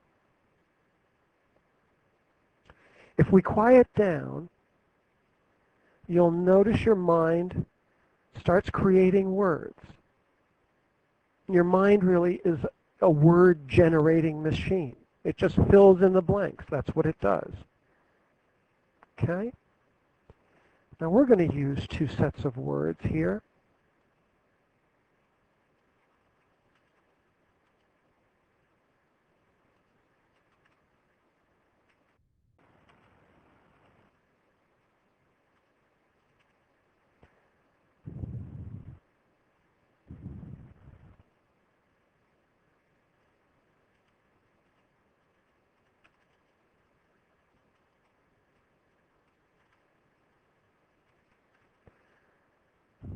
We're going to use two sets of words.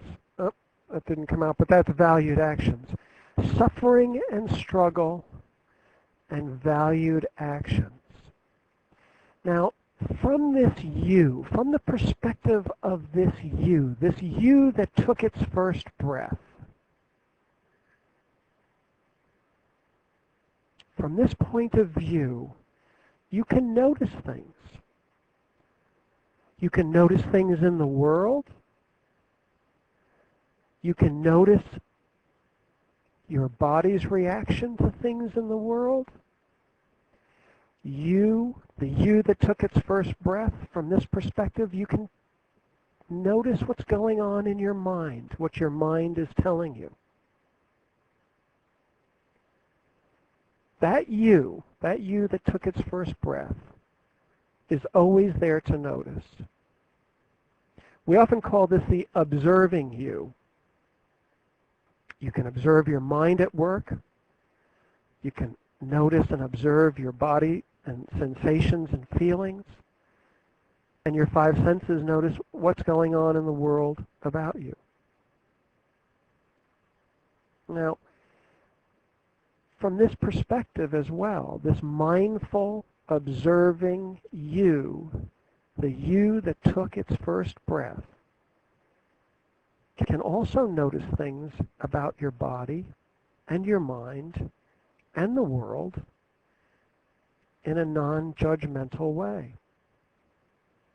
It becomes much more easy to do from this perspective, from this you that took its first breath point of view. You don't throw judgments out about good or bad, right or wrong from this you. Remember, this you that took its first breath, took in the world through its five senses just as that information was. No judgments, just as it was. And you can still do this from this observer point of view. And so this you can notice your whole body moving through the world. You can notice yourself moving through the world. And you can notice whether your mind and your body and your whole you can notice whether it's moving towards suffering and struggling with fear and anxiety, or you can notice whether it's moving towards valued actions.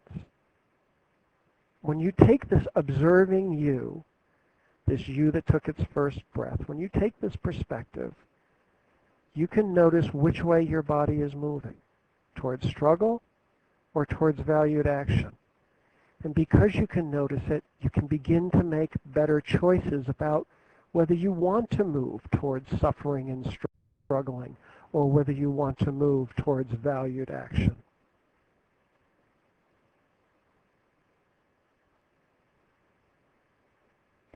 Now you can use this I view and the observing you to notice, is what I'm doing right now of value to me, or is what I'm doing right now in the present moment a struggle with fear and with stress? Okay? Is what I am doing right now in the present moment of value to me, or is what I'm doing right now in the present moment a struggle with fear and stress? This is the view of mindfulness. And this is what we call the I view. And here it is in a little bit clearer form. Okay? And here's the question that always goes with it. Given what's important to me, am I willing to do and am I willing to experience, given what's important to me, what am I willing to do and what am I willing to experience to move in the direction of valued actions in the present moment? Okay? Am I, as in my observing you perspective, in my I view perspective, and we say I view because we always talk to ourselves in terms of I, and it started out as I view, but as I'm explaining it to you, I have to use the term you. That's just something that my mind forces me to do, I guess, right? So you can use this view, this perspective, to see if you're moving more towards struggling with suffering, struggling with fear and suffering with anxiety, or are you moving more towards valued action? Okay?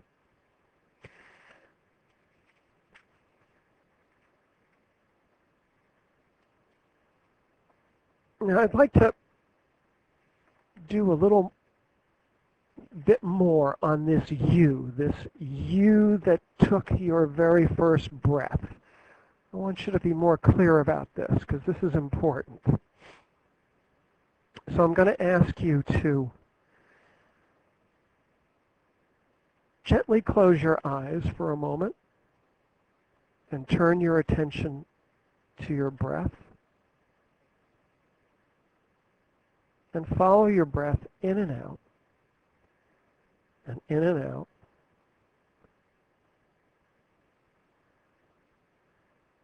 And now from your breath, just gently turn your attention to the sensation of your back against the chair that you're sitting in. Feel how your back is touching the back of the chair. And notice, too, the feeling of pressure where your legs meet the seat of your chair. And then notice the feeling of pressure. Maybe it's firm pressure, maybe it's light pressure, but notice the pressure points where your feet meet the floor.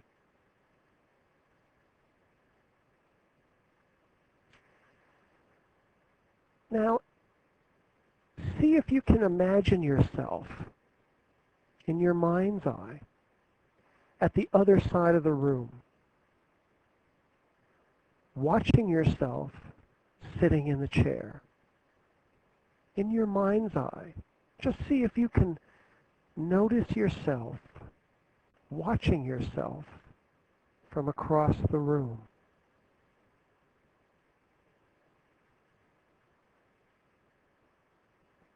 And now I'd like you to think of an event from last summer.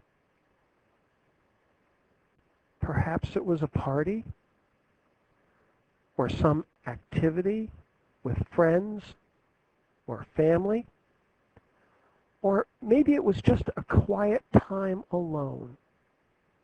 It doesn't matter. Just an event from last summer. When you have that event in your mind, try to make it more into a movie. Put it in motion. See who was there. See what you were doing. See what others were doing. Were you inside or outside? What was the environment like? Was it warm or was it cool?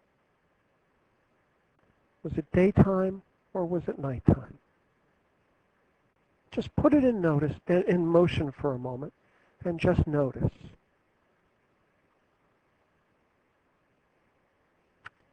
And notice yourself in your movie from last summer. You were there then, and you are here now. Just notice that. And now, if you're willing, I'd like you to think of a time when you were a teenager. And perhaps you can see yourself as a teen. Notice that your body was different as a teenager from what it is now. Your body has changed, but you, the you that took its first breath, are not your body. You are the same today as you were last summer and as you were as a teen. You've had many different body sensations over your life. You are not them. You've had many different emotions since last summer and since you were a teen. Emotions come and go, and you're not your emotions. And you've had thousands and thousands and thousands of thoughts since last summer, and even more since you were a teenager. And what you thought then is different than what you think now. What you knew then is different than what you know now. But you, the you that took its first breath, are not your thoughts. You are you.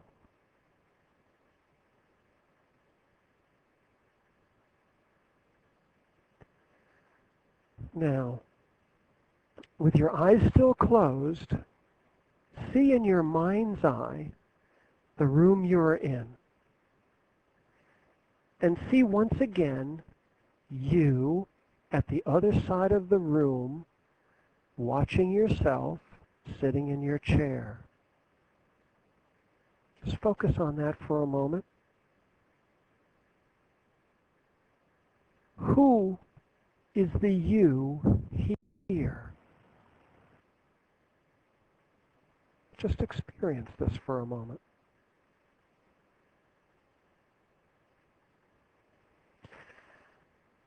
And when you're ready, reorient to your room and take a deep breath in and open your eyes.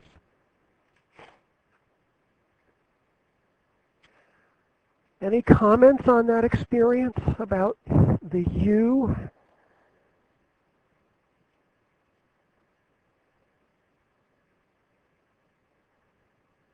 The you in the I view is the same you looking at yourself from across the room. It's the same you looking at yourself from last summer. It's the same you looking at yourself as a teenager. It doesn't change. And you aren't your thoughts, you aren't your emotions. And that same you is the observing you. It can be your coach, if you will.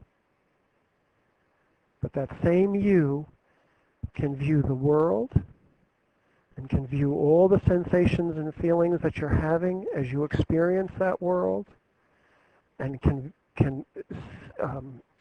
view all of the thoughts and things that your mind is saying in response to the world, and you can see them separate from that sort of fused connection with them. You can be separate when you take this I view perspective. And more important than even that, you can see yourself from this perspective, whether you're moving towards struggling with fear and anxiety, or you're moving towards valued action. Okay? And that's a really helpful thing to practice and to use. Yes. Bill asks, is you a detached, objective observer? Absolutely. It's being a bit detached. It's taking that same perspective as you were when you were, almost just being born, and taking in information through your five senses just as the information is. Just totally objective. No judgment. Good, bad, yes, no, right, wrong. No judgment about that. Just totally objective. Okay? And when we start to label good, bad, when we start to label with judgments, we aren't detached any longer. We get fused. We're not defused, we're fused. And this you, the you that took its first breath, the observer you, the detached, objective observer, is the you that can do this. Okay? All right, I realize the time is getting late here, and I can only do so much. I can only pack so much into this, but I want to now talk a little bit about dealing with some of the urges to cut and run. Okay? There's many ways to deal with the avoidance urge, and I encourage you to be mindful about it and use the I view. It's really powerful perspective. And keep in mind the question that you can ask yourself, given what's important, what am I willing to do? What am I willing to accept and experience to move in the direction that I know is meaningful for me?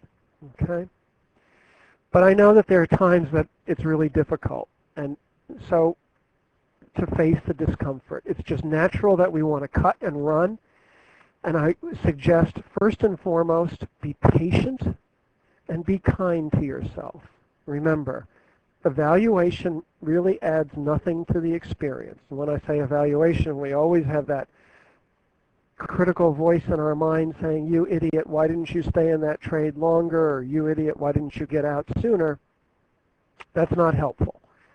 So be more patient and be more kind with yourself, and use that I view objective observer to realize that it's your mind saying to you that you're an idiot, and the truth is absolutely that you're not an idiot, okay? And the skills that we've talked about today, the mindfulness, the I view, all of these things all go against the old habits, but they're all different ways of thinking. And as we started out with Einstein, we need a different way of thinking than what we're used to. That's what that has, that's created the problem.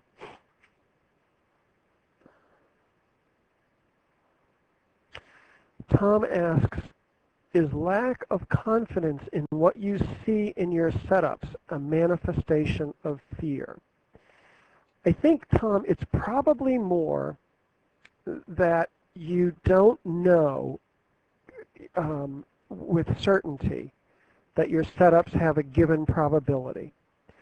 That for example, a selling climax followed by a test within a few bars where all the lows are higher than the previous low.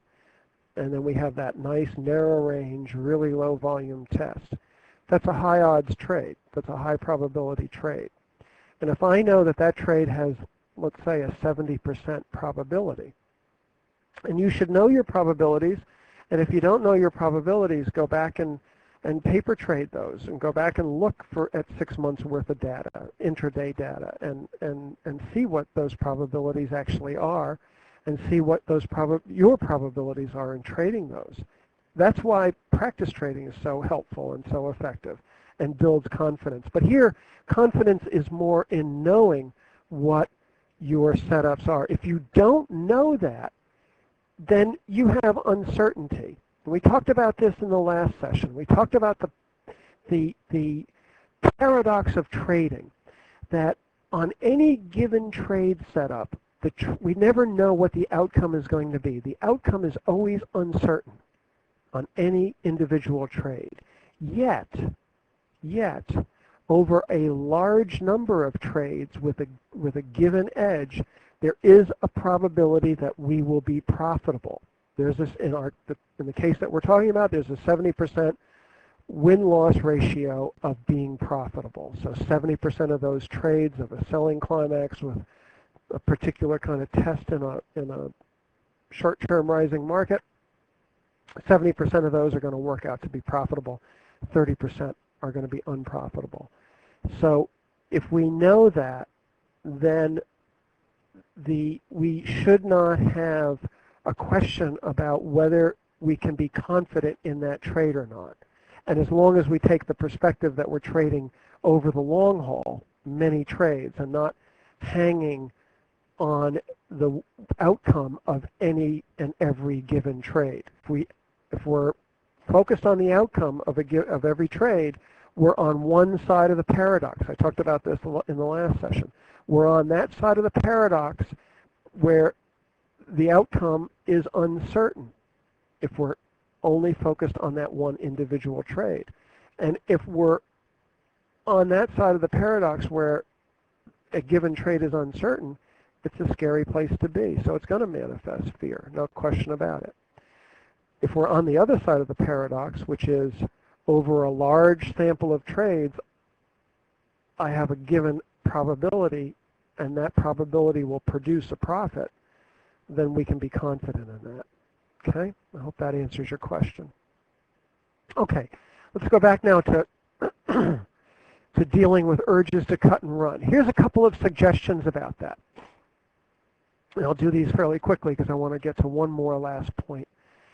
Put your thoughts and urges on index cards, on that observing self form where you separated your thoughts and your sensations and your actions. You can put your thoughts and your sensations, take those and put them on index cards.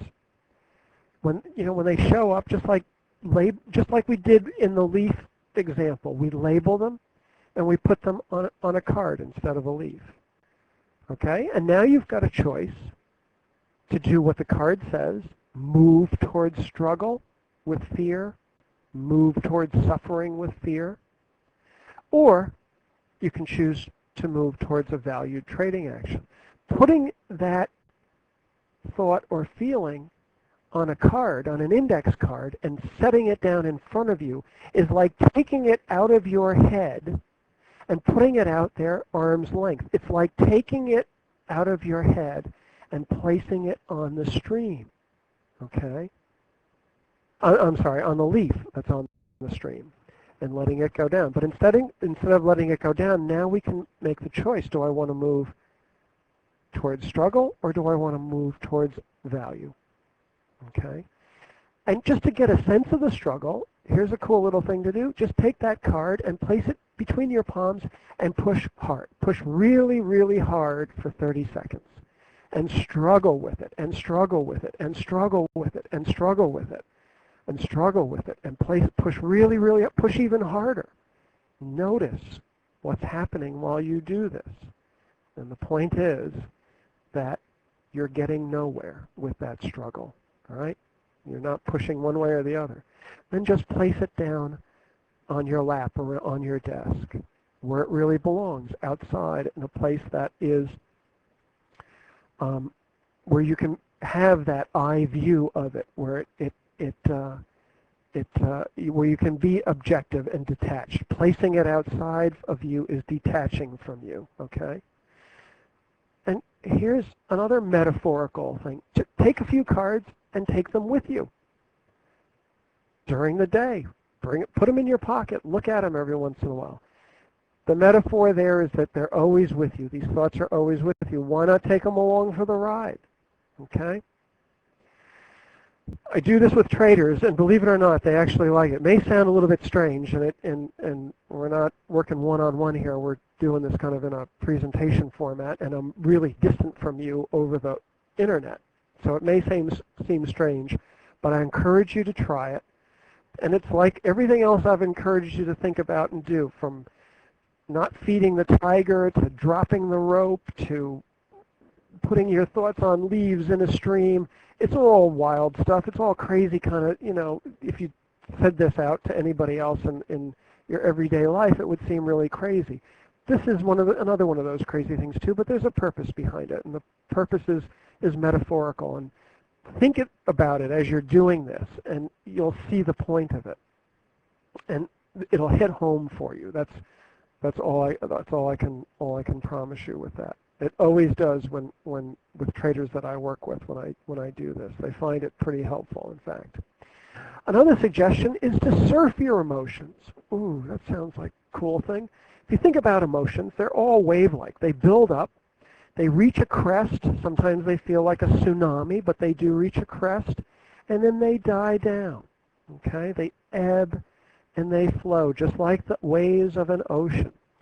And if you ever noticed like a group of seagulls floating on the waves, they don't fight those waves, right? They just sit there and float, and as the wave crests up, they rise up the leading edge of the wave, and they come to the top of it, and then they gradually come down, right? Well, you can ride your waves of emotion. You can surf them using the eye view perspective and using the subjective units of distress rating scale and comparing this wave from the last wave and say, oh, this wave is a little stronger than the last wave that I had. The last one was only a 4. This one's a 6. You can ask from the you that took its first breath, you can say, which way do I want to move now? Do I want to move towards struggle, or do I want to move towards valued behavior? Valued behavior, in this instance, since it's a wave that you've never surfed, a large wave like this, you can be curious about this and say, can I really surf this wave? Or if it's a wave that you're rating through your SUD scale, your SUD scale, less than a bigger wave that you've ridden in the past, you can note that as well from that perspective. Okay? So those are two additional suggestions on how to deal with the sometimes difficult urges to cut and run. And now before we leave, I want to talk about this. This is pretty important as well. I mean, there's so many different things that are really important in this, that it's hard to cram as much as, compress as much as I can into this. But this is an important one, and I want you to get this. And this form, by the way, that you see here is also in your workbook. You want to put a valued trading behavior into action. You always want to do that, okay? Think about putting behaviors into action. It's a really important concept to do. But go in small steps. Don't try to do it all at once, okay? Here's the process that you can follow. Identify the valued action that you want to put in place. And you've made that list, or if you haven't done that in the workbook exercise from last session, you have the opportunity to do that. So pick one of those, identify one of those actions you want to put in place, and now break it down into manageable, specific parts. Okay? Don't try to do it all at once. Make a plan to put it in place, and then do it mindfully and record the results. So let's do a quick example here. Here's a trader whose valued trading behavior on this form is holding on to a trade open to the profit objective. Okay?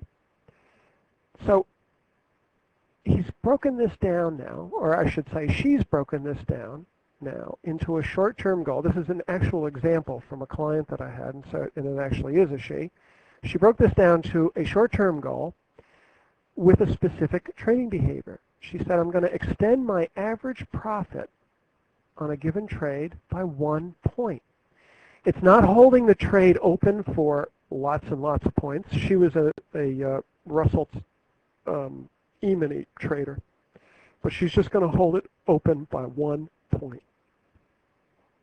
Her long-term goal associated with this behavior was to hold the position open until a VSA indication of reversal appeared. Okay? But that's her long-term goal. It's not the short-term goal that she's working on now. So the specific behavior to be added or changed to achieve the short-term goal, and she says, after my trade entry and setting my stop, I will set a limit order to exit 1 point more than my average profit for that given trade. Okay, pretty specific. Remember, behavioral terms, we always want to be specific and measurable. She can measure this. Did she do it or did she not do it? So what will I do to support this new behavior? She says, I know this will be difficult. Once the trade has reached average profit, I will move my stop to break even. That's practical. She's thinking pragmatically, and that's a good thing to do. Okay, it can reduce some of the stress. There's no problem in doing that. And it's a sound trading behavior anyway, protecting either your profits or your losses when appropriate. Okay, so once it's reached an average profit, she's going to bring it to break even.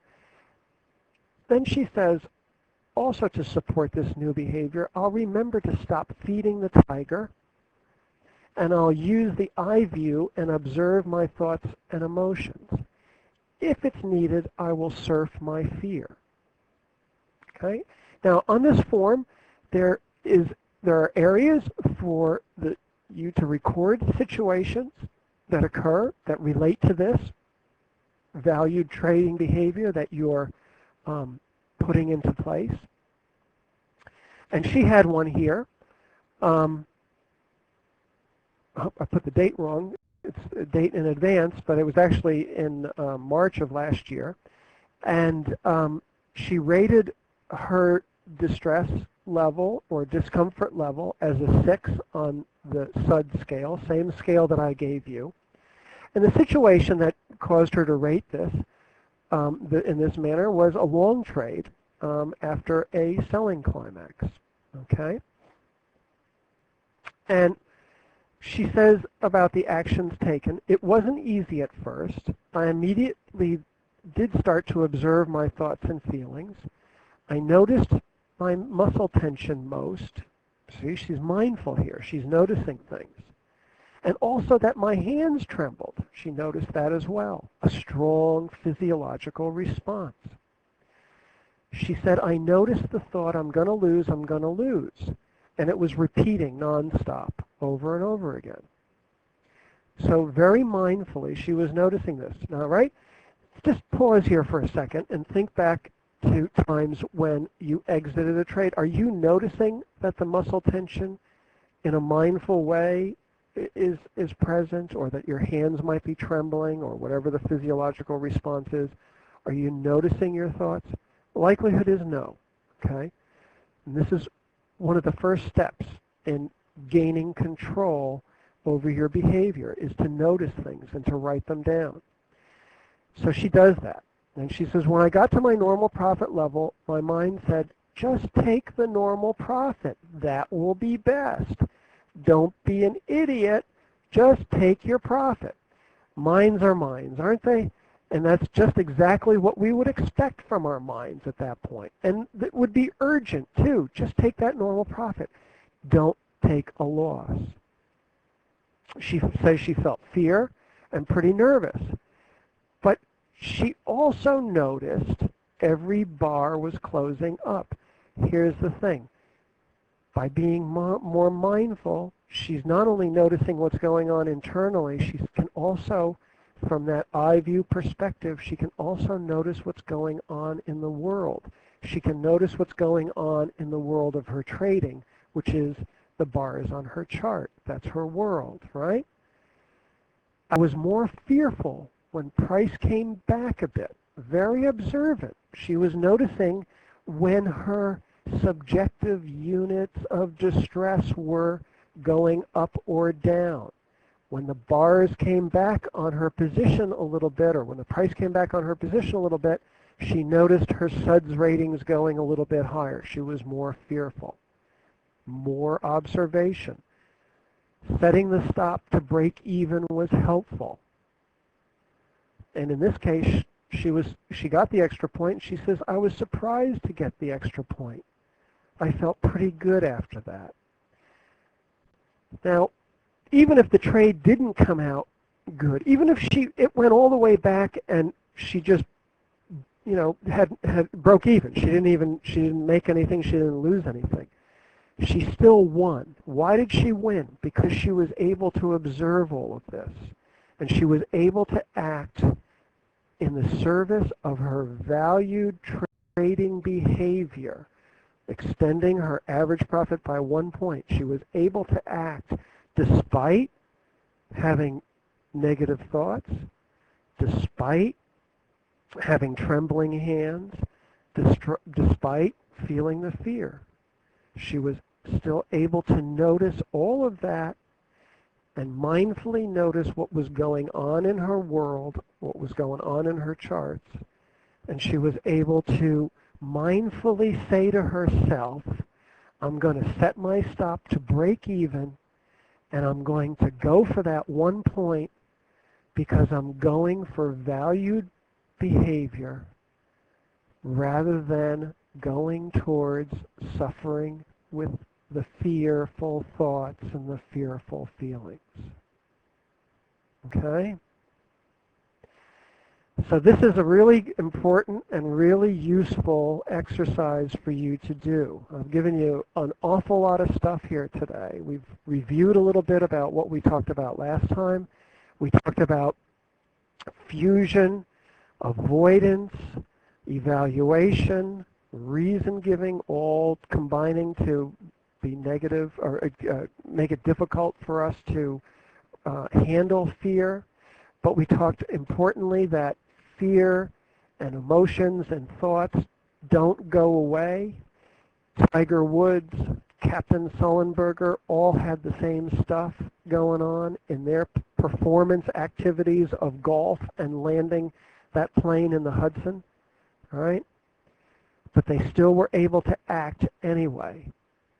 And I've taught you now several different ways to think about mindfulness.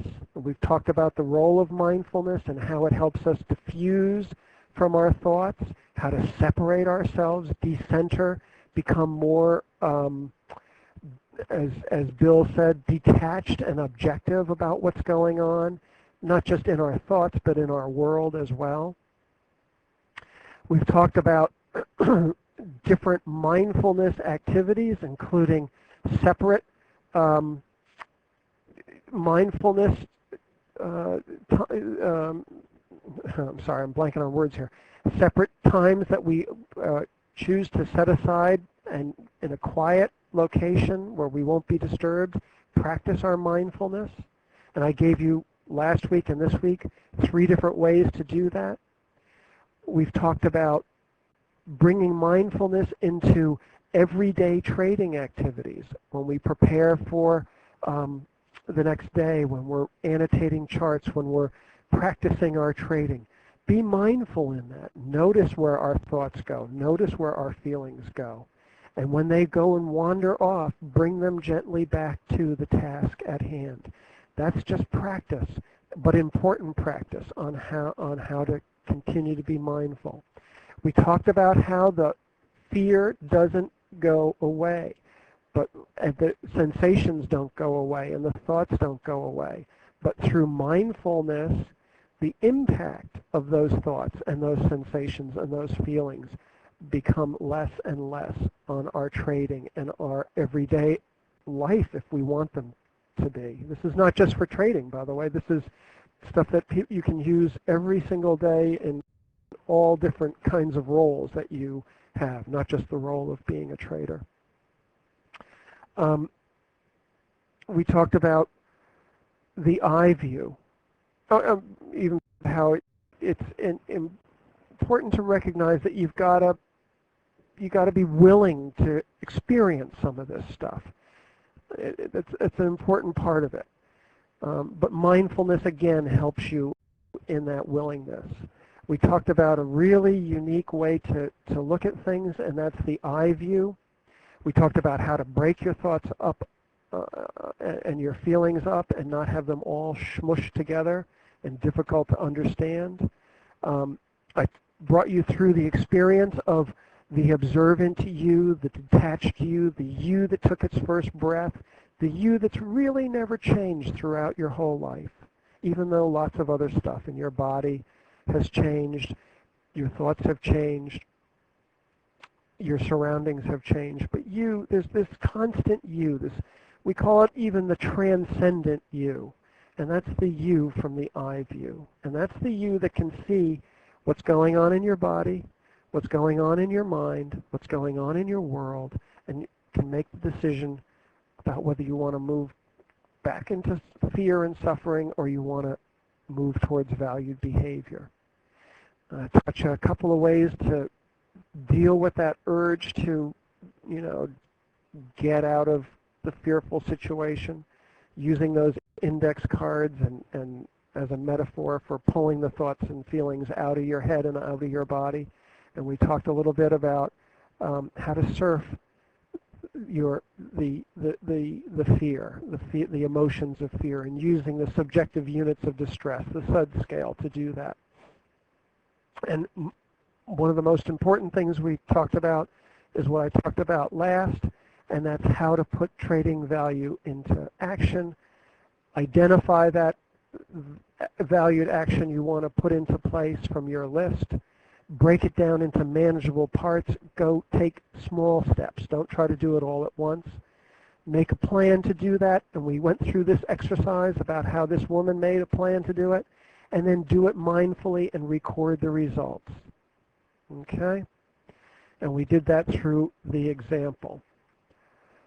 And again, I guess I took you over time, but I apologize for doing that. We got a late start, but I wanted you to get as much of this as I could possibly get out to you. So I want to thank you for being a great group and having great questions, and people have emailed me with questions, and those have been great. And if you have questions, because we'll bring this to a close in a moment or two, send me the email. It's drgary@peakpsychology.com, and I will get back to you as quickly as I can. And just note on the top of the email, particularly if you have not emailed me before, just note fear seminar or trade guider seminar or something along those lines, because I get lots and lots of emails every single day, and I want to pick yours out to be able to respond to it early on rather than missing it or not getting to it right away. And Chip asks, will you email the workbook for this session? Yes, I will. I think I emailed it to most people. Chip, I must have missed you.